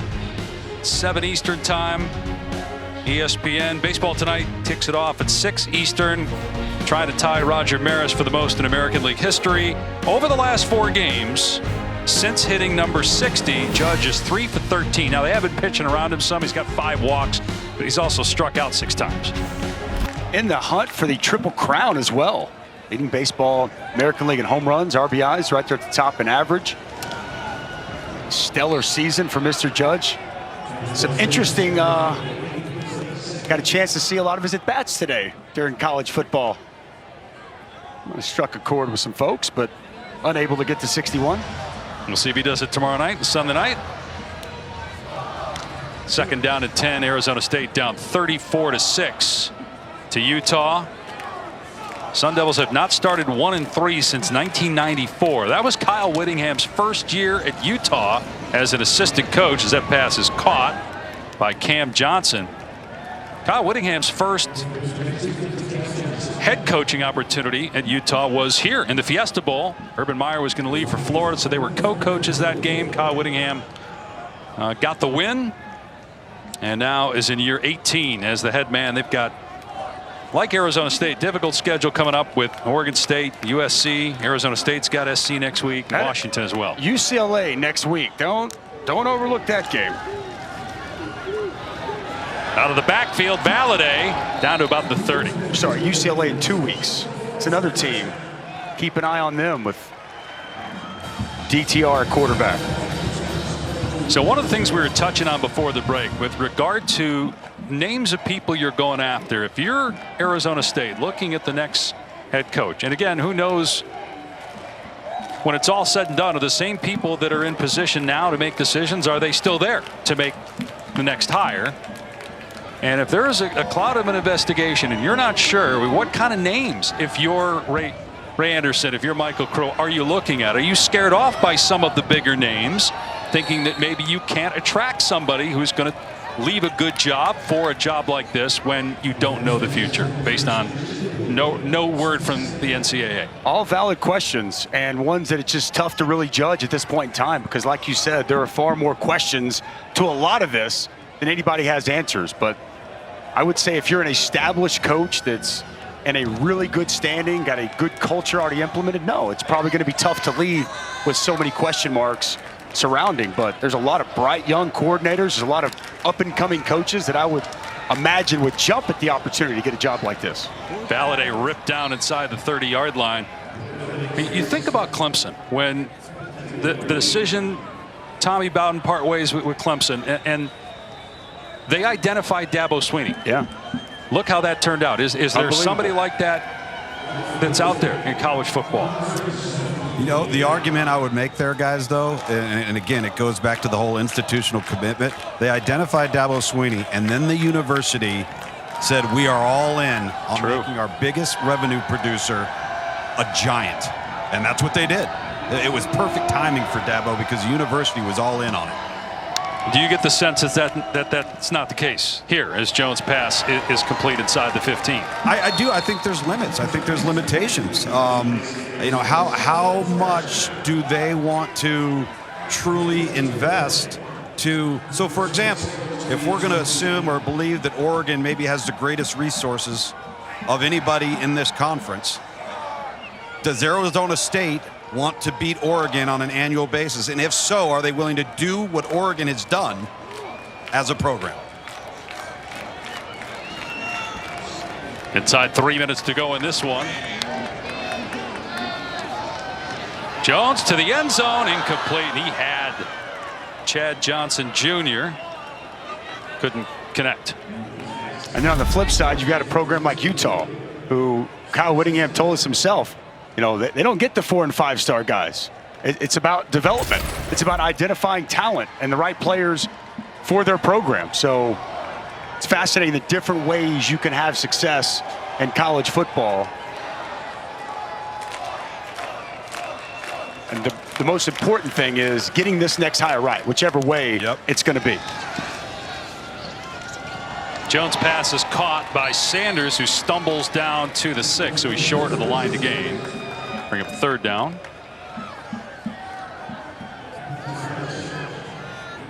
If they can get anything positive to end this game off, maybe good vibes, anything good that can help catapult them into next week before they head to USC.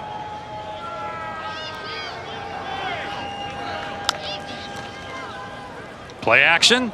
Jones to the end zone. Incomplete. Flag down. Sanders the intended target.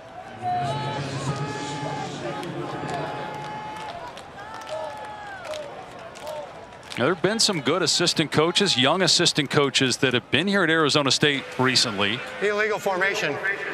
5 players in the backfield. That are now head coaches. Billy Napier. Yep. Mike Norvell. Yep. It's a 5-yard penalty. It's still 3rd down. Just 2 examples of coaches that were here as assistants that went on to big opportunities elsewhere. Can you find somebody like that? Not saying you're going to get Napier and Norvell, but can you find somebody like that that's on another staff to get them to come out to Arizona State? Dino Babers. Well, he's a head coach. Yeah, but he's coached here before. What are you trying to do to Syracuse? Come on, they're 4-0 for the first time. I know you. I'm Come just telling you. You asked the question, I gave you an answer. You're raising Dave's blood pressure. Calm down, Tom. Jeez. Syracuse, Kansas headed for the national title game. Pressure in the face of Emory Jones from Gabe Reed again. That pressure has been relentless all night long. Nice twist game there by Gabe Reed as he comes inside. I think the reality of this is just it's still too early and there's still too much unknown. And that's why they're going to have plenty of time to go through the process, see exactly, you know, who are viable candidates, maybe get some more clarity on what these NCAA sanctions potentially look like. But I think as we're sitting here, not even a week removed from the departure of Herm Edwards, I think it's tough to know exactly what direction they're looking to go. 4th down. Jones, touchdown. Good throw that time to Messiah Swinson.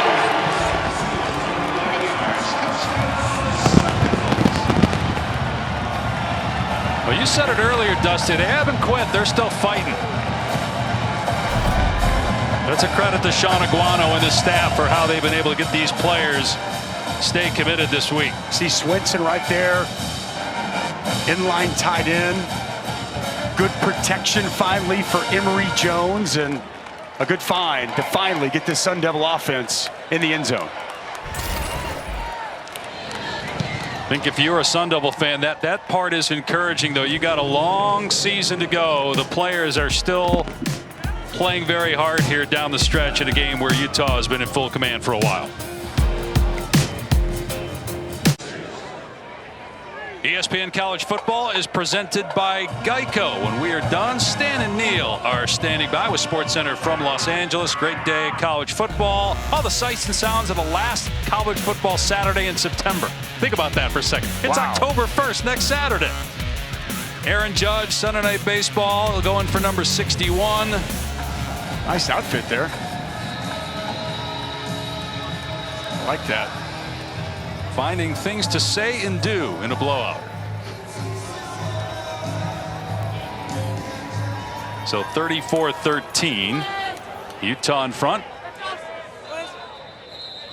Touchback, and so come out to the 25. All right, Dusty, putting you on the spot here. I know it's 1 week of Pac-12 play under our belt, but who's the best team in the conference? Woo! I mean, look, I think it's Utah or USC. I mean, I would put those two 1A, 1B. You maybe have to give a slight lean to USC the way Caleb Williams has played. That's an impressive win. In Corvallis, that offense has looked great. I still think, though, the way this team is constructed and the way they're built, they're going to give USC a lot of fits. To me, it's those two teams at the top. But I think the real story about the Pac-12, like we talked about earlier, it's a deeper conference, man. It's going to be a tough road to hoe with 9 conference games for any of these teams. And a reminder, this year, they've done away with divisions in the Pac-12, and it's the 2 best teams that will be represented in the Pac-12 championship. You mentioned some of the key games, and I love you reminding everybody that, right, the divisions are no longer. Here are some of the games coming up. I mean, Washington's playing great. Absolutely. Friday night, ESPN at UCLA. And then the SC Utah game, which we talked about. It's going to be a fun season in the Pac-12. There'll be a lot of competitive, hard-fought games. We saw that today. Oregon going to Pullman, USC going to Corvallis. League's on the uptick, man. It really is. It will be really interesting to see where USC is ranked this week. All the way up to number 7, but with 2 top 10 teams losing. USC did have a come-from-behind win, but it was on the road in Corvallis. Bryson Barnes, by the way, getting a couple reps here at quarterback. Is in there now. By the way, Jonathan Smith, what a job he's done there. Coach Dickert there at Washington State. I mean, we were talking with Coach Whittingham about that yesterday, you know, and he definitely felt like, you go back to the COVID year, the shortened season, lack of games, a lot of games were canceled. It hurt the league a little bit, hurt these teams, these programs, and being on the field playing. And it feels like they're finally getting back, getting their good footing. It's going to be a fun league to watch all season long. And a reminder that one of us here picked USC to make the college football playoff. Dave Pash. It's a weekly reminder. I'm starting to learn. 4 games in and a long way to go. Well, I think one of your teams already has a loss that you guys picked. I think all 4 of mine are still intact. Yes, I think that's probably accurate. Yeah. Are you taking a victory lap already? Oh, no. I can't get over the fact that September is over in terms of college football, and at least Saturday-wise. There'll be obviously games on Thursday and Friday, but the next Saturday of college football action will be October 1st, which means we're inching closer and closer to more important league games, and eventually the first college football playoff rankings. More Heisman Trophy discussion. 34-13. Excited, Dave. Jeez. Utah with a win on the road to go to 3-1. Arizona State drops to 1-3 for the first time since 1994. SportsCenter, Stan Verrett, Neil Everett coming up from Los Angeles. For Dusty Dvorak, Tom Luganbill, our entire ESPN crew, I'm Dave Pash saying so long from Tempe, Arizona. Utah ranked 13th. We'll see if the Utes jump in the top 10 after another impressive win on the road at Arizona State. Sports Center up next.